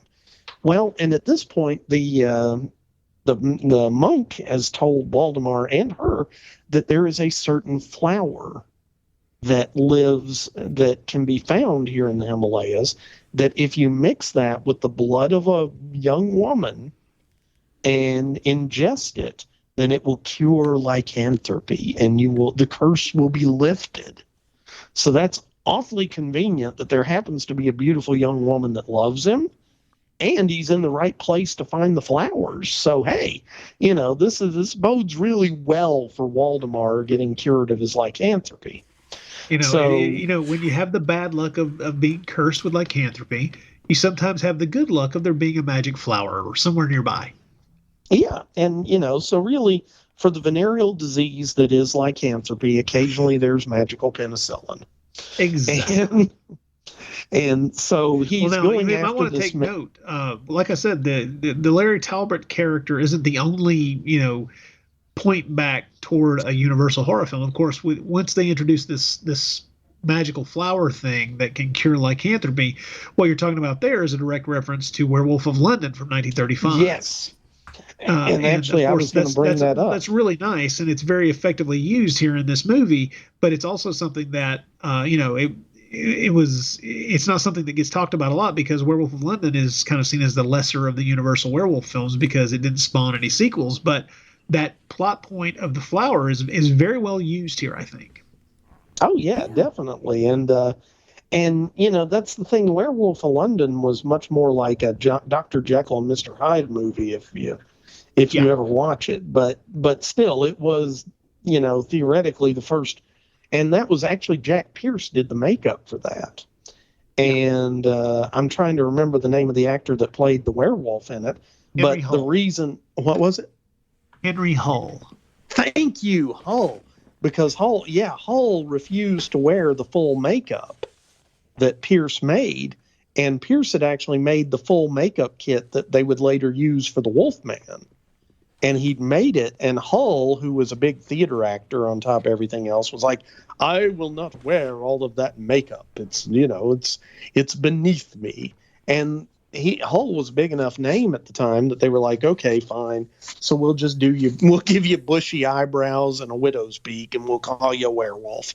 And so I have to say, I do find that the werewolf makeup that was used in Werewolf of London to be really effective, but it's very different from what Pierce had envisioned. That's true.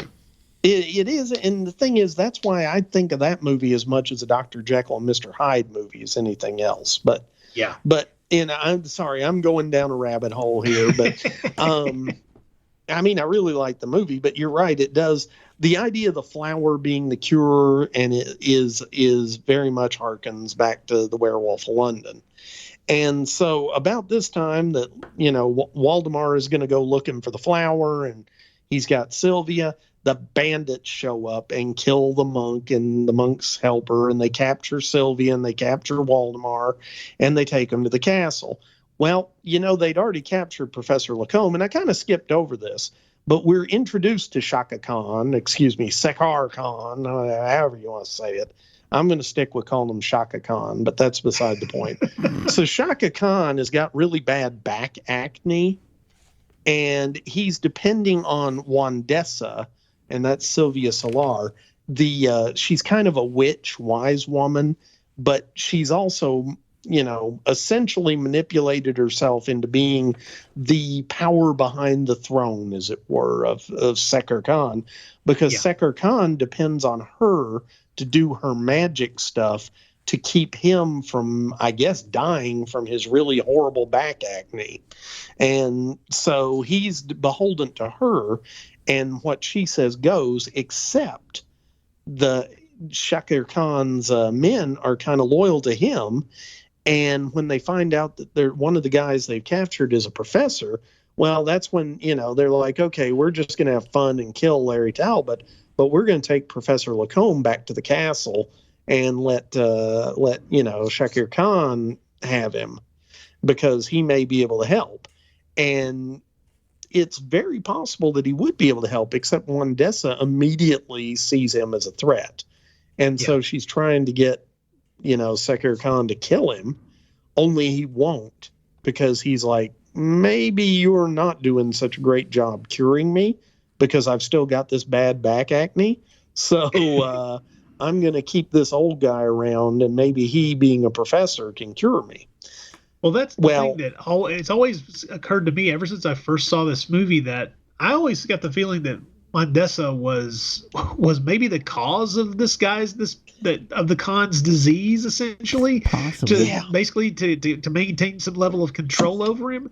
And I mean, not that it's ever stated outright, but it just seems like exactly what somebody with those kinds of ambitions would fall into. I just think it's pretty neat. No, that's a good point. And she is extremely manipulative, and she eventually gets her way just because he loses a game of chess to her. And the bet was that he'd kill the old dude if she won. But he stays alive long enough to have a brief conversation with Waldemar before he gets taken off to his death. And Wandessa shows up, and she sees the mark on Waldemar's chest. And she's like, you are the monster that killed all of our men out in the woods. And now I've got you, and I've got your girlfriend. And if you don't want me to skin your girlfriend and use her as an acne patch on the back of of Sekhar Khan, you're going to do what I say.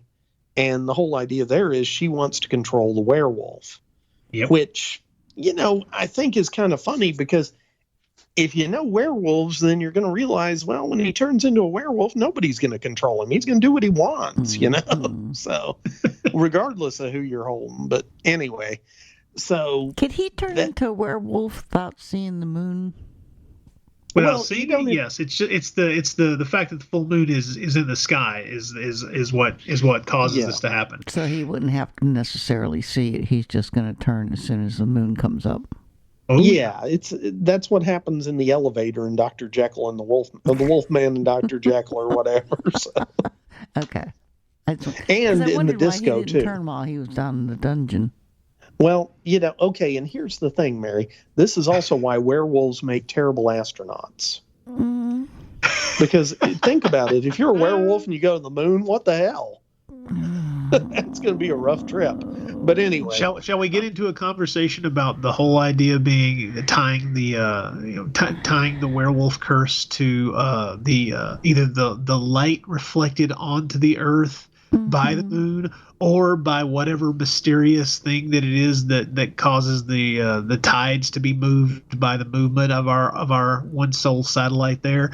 And we could just get off onto this whole mystical magical thing, but to be honest, I don't have a beer in my hand, and so it's probably a bad idea. I thought it was a venereal disease.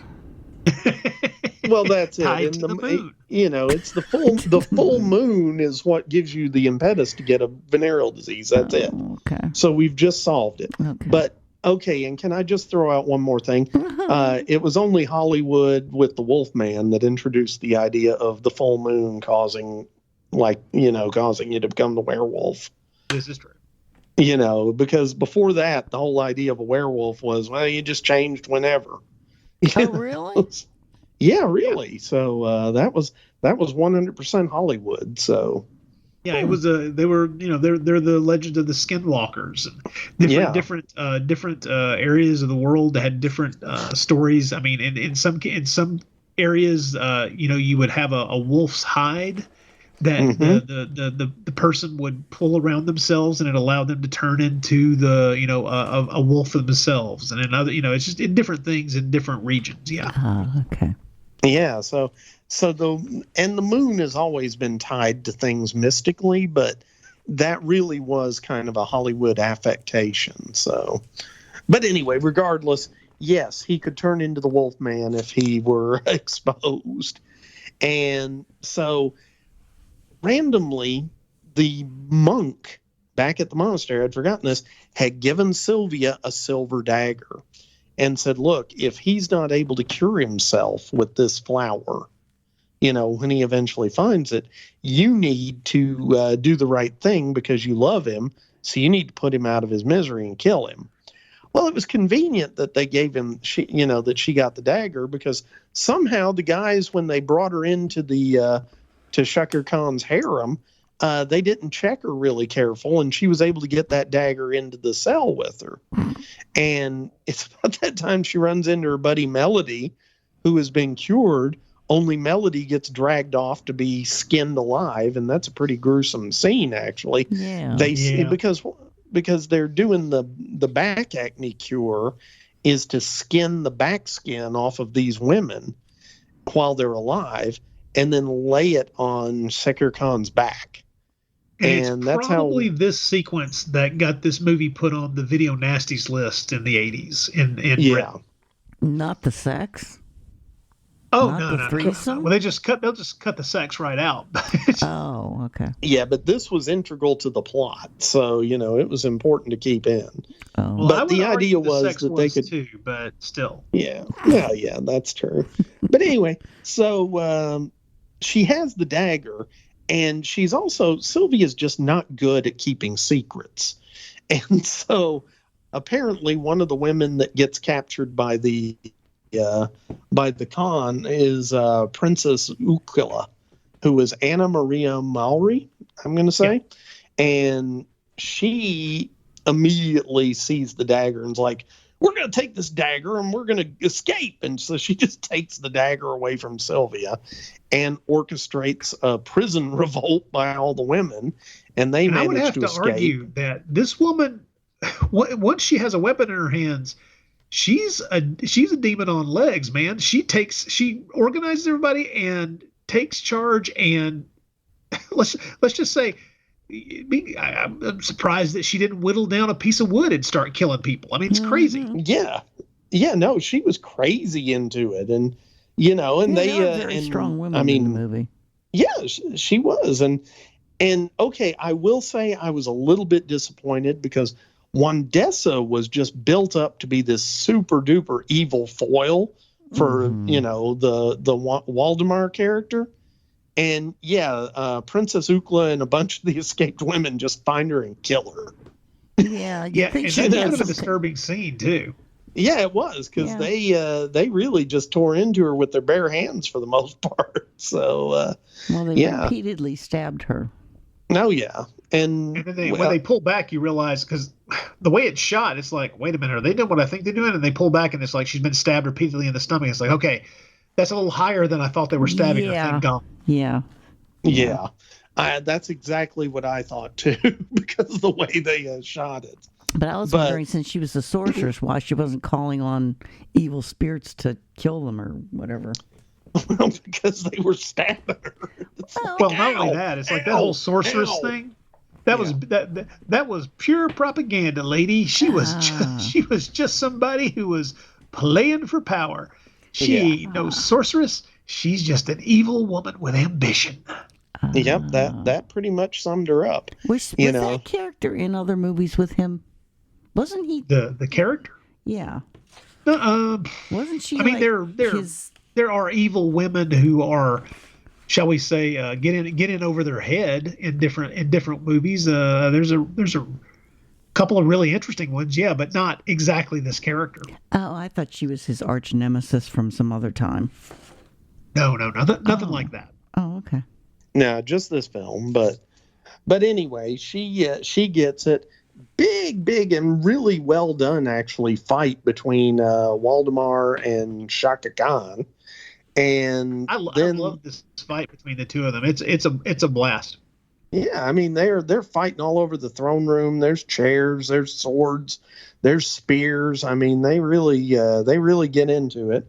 And Waldemar eventually vanquishes him, and he and Sylvia escape. And now they've just got to work their way down from somewhere way out in the middle of nowhere in the Himalayas to civilization. No problem, right? And neither one of them thought to grab a coat. No, they didn't.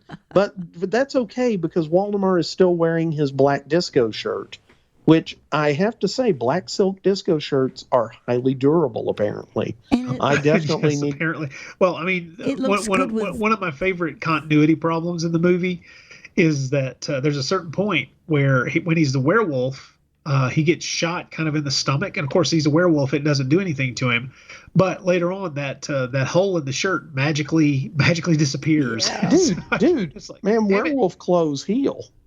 Didn't you know that? I guess so. I was unaware of the magical clothing properties of lycanthropy. I got to go back to school, clearly. Oh, yeah, and it's a problem because whenever you turn into a werewolf and you're wearing ripped jeans, they close right up, and you paid good money for those ripped jeans, I mean, that'd be pure hell in the 80s for some poor werewolf teenager. Yeah, I was a teenage werewolf, man. That's Teen Wolf, man. The poor Michael J. Fox's whole wardrobe fixed itself, cost him a fortune. But I digress. So at this point, they happen upon some of the flowers, but hey, the Yeti from way at the beginning of the film suddenly decides to show up. Yeah, I know, right? And so the Yeti from way at the beginning of the film shows up just as Waldemar turns into a werewolf. And so they have the long-awaited werewolf-Yeti fight, which I had visions of it being as epic as the Steve Austin Bigfoot fight from the $6 Million Man. Yeah, it was not quite that epic. No. But it was fun. And I'm not going to give away the ending, but something else happens after this. I couldn't tell who was who during the fight. Well, come on, Mary. Well, one was wearing a shirt. Come on. Well, yeah. I didn't realize that. I actually had back the thing up to see whether he had clothes on because I don't know. I know other werewolf movies, when you turn into a werewolf, your clothes end up getting ripped off of you, and then you have to go stash some clothes someplace. So when you come back to being a normal human, you can put your clothes, back on. Well, unless you're in one of the Universal werewolf movie sequels where you turn into a werewolf and you're suddenly wearing outdoor clothes and you turn back into Larry Talbot and you're in pajamas. So, it's good. Oh, okay. Yeah, that's, but yeah, this is the thing. It was obvious that Naschy had a strong affection for the classic Universal horror because, he made his werewolf. Essentially, his werewolf was a gruesome version of the Wolfman from the 1941 film. Yeah. And I say gruesome version because let's face it, he had the real teeth. The Wolfman from 1941 loved the film, but I never felt like he was as threatening as somebody like or as the Paul Naschy Wolfman.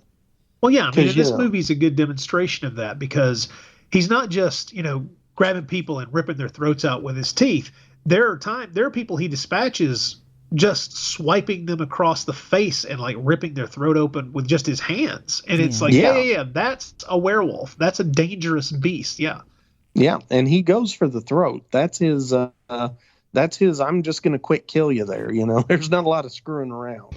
Well, that's the joke that we had for years on the Naschy cast, which is apparently, whether we know it or not, neck meat is the sweetest meat. So. Oh, it is. It's delish. But wait, I'm supposed to know that. Oh dear. Well, anyway, so like I said, I don't want to give away the ultimate secret of the movie, or ending, and I don't know why, but I just felt like it was a twist I didn't see coming. Because I'm kind of used. This is a unique Daninsky film, and it's pretty unique as far as werewolf movies go because of that ending. Yeah. Yeah, and that's what I mean, and that's why I kind of want people to have to go buy the box set and watch it. And yes, go buy the box set. It is well worth it. You can watch Exorcismo. You can see a couple of the other really good Naschy films that are on there, but you can get a good copy of this movie. I watched it twice. Yeah. Oh, cool. I mean, did you enjoy it, Mary? That's the ultimate question. I did. Well, as soon as I got over some of, the second time around, I liked it a little bit better. Well, let's face it, Mary just, it was no candy stripe nurses, but, I will say it a million times. If you're going to have nudity in a movie, make it have a reason for it. Otherwise, I would rather just watch a XXX rated movie.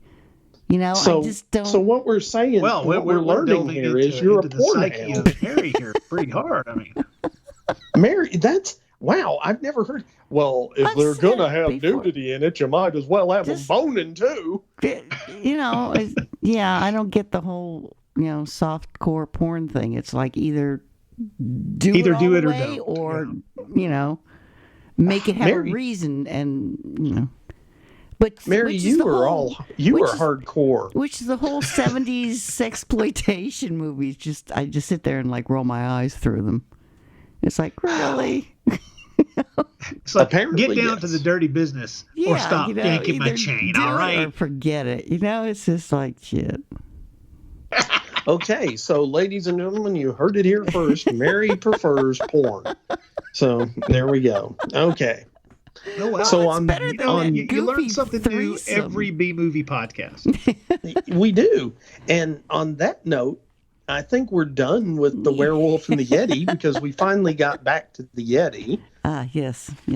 Okay, I did feel really bad for the horse that died.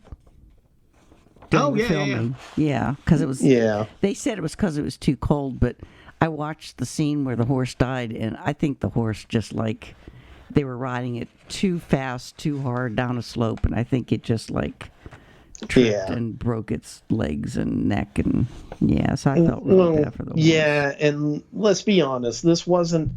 If you watch a lot of modern films, almost all of them that have any kind of animals in them will have a note at the end that says, hey, this was monitored by the ASPCA. Right. No animals were harmed during the production. Yeah. You didn't really have that back in the day. No, you didn't. I'm sure a lot of that happened. And I mean, they used to kill horses all the time on Westerns. Yeah, I'm sure they did. Oh, yeah. There was a long period of time there where, you had to kill a horse before you even started filming just to give everybody luck. So, What? I'm kidding. Don't go crazy. No, we believe you're kidding, but it's still terrifyingly possible. I mean, nobody really knows all the ins and outs of Scientology, so I'm just saying. Oh, and I also like the artwork on the front. Basil good. Gogos. Yeah, that was really good. Oh, and, yeah. And when you cut into the Blu-ray, actually it's really good. The Blu-ray screen actually has some pretty good art there too. Mm-hmm. So, but all right. So that was the Werewolf and the Yeti. Do we want to do any feedback, Mary? Yes. Aha! As soon as I find it.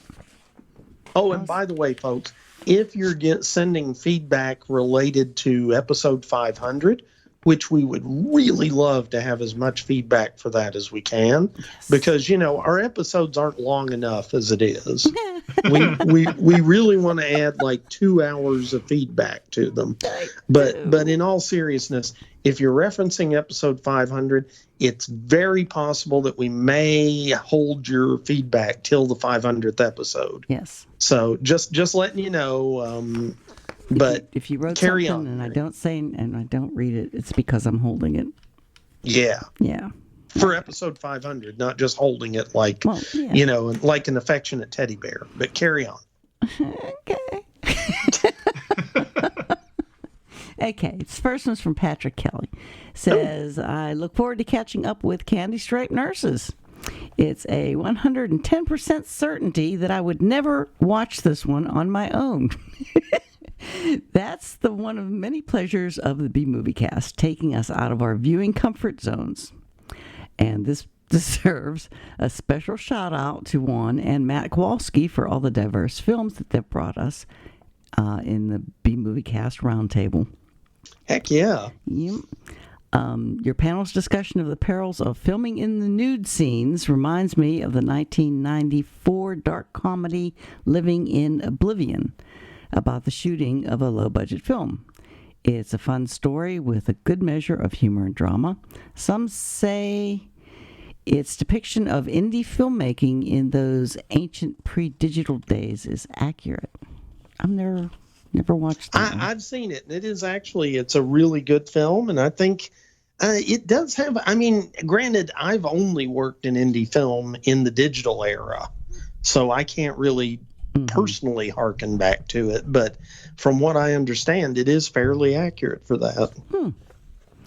Well, he goes on and says, before each day of shooting, the crew would inquire if there was any nudity on the slate in hopes of raising their spirits, which were perpetually in the dumps due to the dreary working conditions. It stars Steve Buscemi, Catherine Keener, and Dermot Mulroney. Mulroney. Yeah, thank you.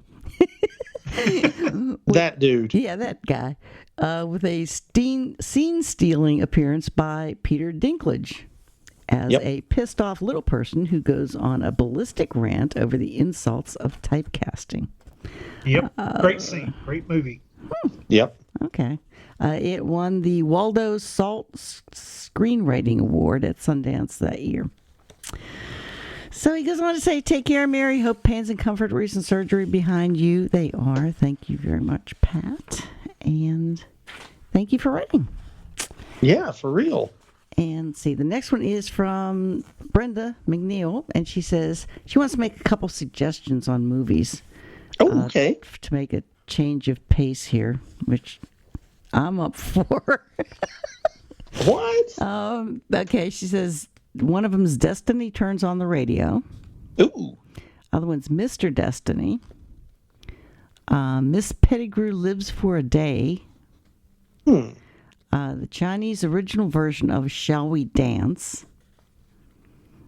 Strictly Ballroom. Oh. What? No, I like Strictly Ballroom. It's an Australian movie, if I remember right, and it's literally about doing ballroom dancing, and it's a pretty good movie. Huh, okay. Yeah, no, none of them. Okay, Mary, none of the movies she's listed you are going to find offensive. Yay. Okay, that I'm serious. Okay. I think any one of those you would enjoy. So there's no way we could do them. I was going to say, so they don't fit the format of the show. Yes, I mean, what fun is it if you enjoy the movie, Mary? Come on. Okay, another one is What's the Matter with Helen? Now I haven't seen that one, but and The Cooler. What's the Matter with Helen certainly fits the podcast. Really? The other one I don't know. Yeah, I'm not familiar with either of those. So okay, and this last one is from Blake McCurdy, and he says that he said the answer was Jungle Goddess from 1948, and he said it's either that or the short Sex Hygiene from 1942. Love you guys, Blake McCurdy. And, okay. And he wrote that, and it sent me down a Google rabbit hole because I had to look up I didn't know whether he was joking or not, so I had to look up to see whether Sex Hygiene from 1942 was a real movie, and it was. Yeah, it's they an used to actual make 30-minute short, directed by John Ford. Yeah. Oh my goodness. Yeah. Because it was one of those. Okay, Ford did a bunch of movies during World War II, and a lot of short films for the Army mostly. Yeah, that's what this was for. And the idea was they would show these films to the Army guys, the GIs, before they'd ship them off to Europe, because they're sending these GIs over to Europe where all the fighting's been going on for years. A lot of dead men. That's where all the gonorrhea lived. Yes, and the Nazis had been spreading lycanthropy as a venereal disease all across Europe. Okay. Anyway, it's full of male nudity, but it's very graphic, and there are scenes of what the venereal diseases can do to guy parts. So well, that's how you scare guys into exactly. That's how you get them to be cautious and to wear protection and to keep it in their pants. Maybe I think I'll take a pass on watching that one. Probably a good idea to avoid that one. But if you can find it, it also has George Reeves, who was Superman. Yeah. Robert Lowry, who was Batman, and Charles Trowbridge, who was a really famous character actor in the 30s and 40s. So, and what's really funny is good they all play venereal diseases. Gonorrhea, syphilis, and crabs. That's it, and it was a real, they drew straws to see who was going to have to be crabs. Because let's face it, nobody wants to be crabs. That costume was itchy, man. I know that It costume has nice claws. That's what she said.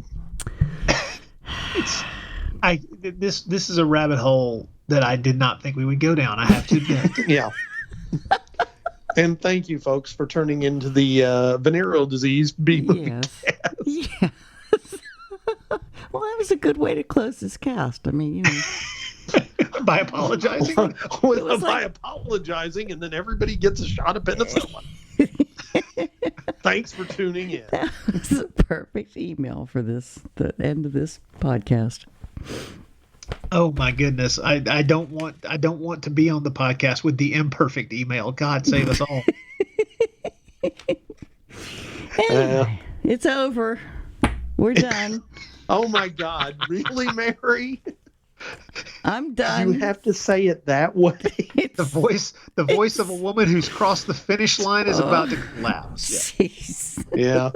Put a fork in it. This B-movie cast is done. Made it through another one of these. Made it through. Well, thank you, Mary, for struggling on. The struggle is real. I'm still alive. Yeah. Oh. Okay. But seriously though, Rod, thank you for joining us. Oh, yes. And bringing your massive amount of knowledge. What was the snicker? I was just laughing. My massive amount of chest hair, which is all I can think of when you're talking about that black silk shirt that Naschy wears throughout most of this movie. Well, I appreciate your massive amounts of chest hair, but I wanted to thank you for bringing your massive amount of Paul Naschy knowledge to the show. Yes. And, for agreeing to do this particular film, because I wanted to do it because, I was saying, we got to do a movie with Rod. And I want to do one I hadn't seen. And why did you say I wanted to do it, Mary? You just wanted to torture me. Well, yes. Yes. Sometimes plans work out perfectly. Yes. I know. This was the best of all worlds. Or was it? Who came up with this movie? Was it Rod? It was me. No, it was me. I suggested my it. fault. Okay. I was going to blame it on Rod. Yeah. Well, I mean, I thought it's me. It's me. He said something about doing a werewolf movie, and I went, oh well, let me think about which one to choose. So yeah, you gave me a list, and I was like, Werewolf and the Yeti, Werewolf and the Yeti. I was like a kid in a candy store. I'm gonna find some way to get revenge. Well, Candy Stripe Nurses 2. Yeah. No. Oh, no. No, revenge on me, Rod. Revenge on me. Oh, okay. I misunderstood, clearly. All right. Well, listen, thank you guys again. And, yes. And thank Rod, you, Rod, we appreciate you joining us for number 9 in our countdown. Okay. Number I'm 9. just going along with you. I don't do the number thing. I can't even figure out what number my podcast is on. So this number 492. Yes, it's number 492, which is number 9 in the countdown because 491 was number 10. 9. You're going backwards. 8, it's a countdown. Yes. Ah. Yeah. See, I figured it out eventually. See, I got it going, Mary. It's a backwards countdown. Oh no, that's why it's called a countdown. That's way too confusing. It's not a count. What is confusing? It's numbers. Because the We're number doing goes 10 up. movies, and this is number 8 or number 9 of the 10. It is confusing. Jeez, now he's confused. All right. I just wanted to before we sign off. I just wanted to say once again, thank you for inviting me back, and I always have fun doing this. I sometimes forget what it's like to just be a guest on the show and not have the massive task of pulling all this together into something coherent. Well, and you're assuming that we ever. That. I was going to say we never pull it into anything coherent. No, I mean, no. It's just nice to have somebody on that knows information. Well, massive amounts of information. I try. If no one hears the random crap in my head, then do I really know the random crap? That sums up. I was going to say that sums up a lot of my conversations, but all right. Well, listen. Thanks again, guys, and have a great evening. Yes. Thanks again, guys. Bye. Bye. Bye. Adios, Mafia. Well, they've gone. For good, Joe? No, just for now. It wasn't the right time for us to meet. But there'll be other nights, other stars for us to watch. They'll be back.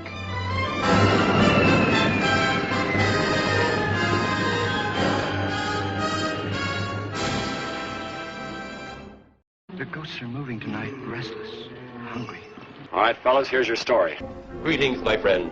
We are all interested in the future, for that is where you and I are going to spend the rest of our lives. And we cannot keep this a secret any longer. Wait, Captain. I have found evidence of intelligent beings on this planet. Look to the skies. It's the B-Movie Cookbook. Menus inspired by 15 of your favorite B-movies from the 1950s, with teenage werewolves, blobs, and enough cheese for everyone.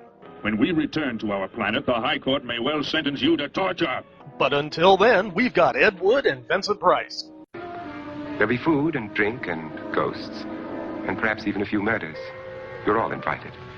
So impress your friends with dinner and a movie with the B-Movie Cookbook. We've got you covered. Get your copy today at bmoviecookbook.com. That's bmoviecookbook.com. Let me see that book. I am interested to see what sways your mind so heavily. Sure thing. Just visit bmoviecookbook.com. Anybody around here want some coffee?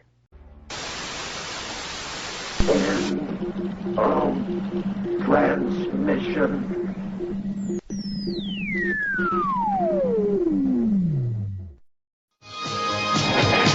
The good guys always win, even in the 80s.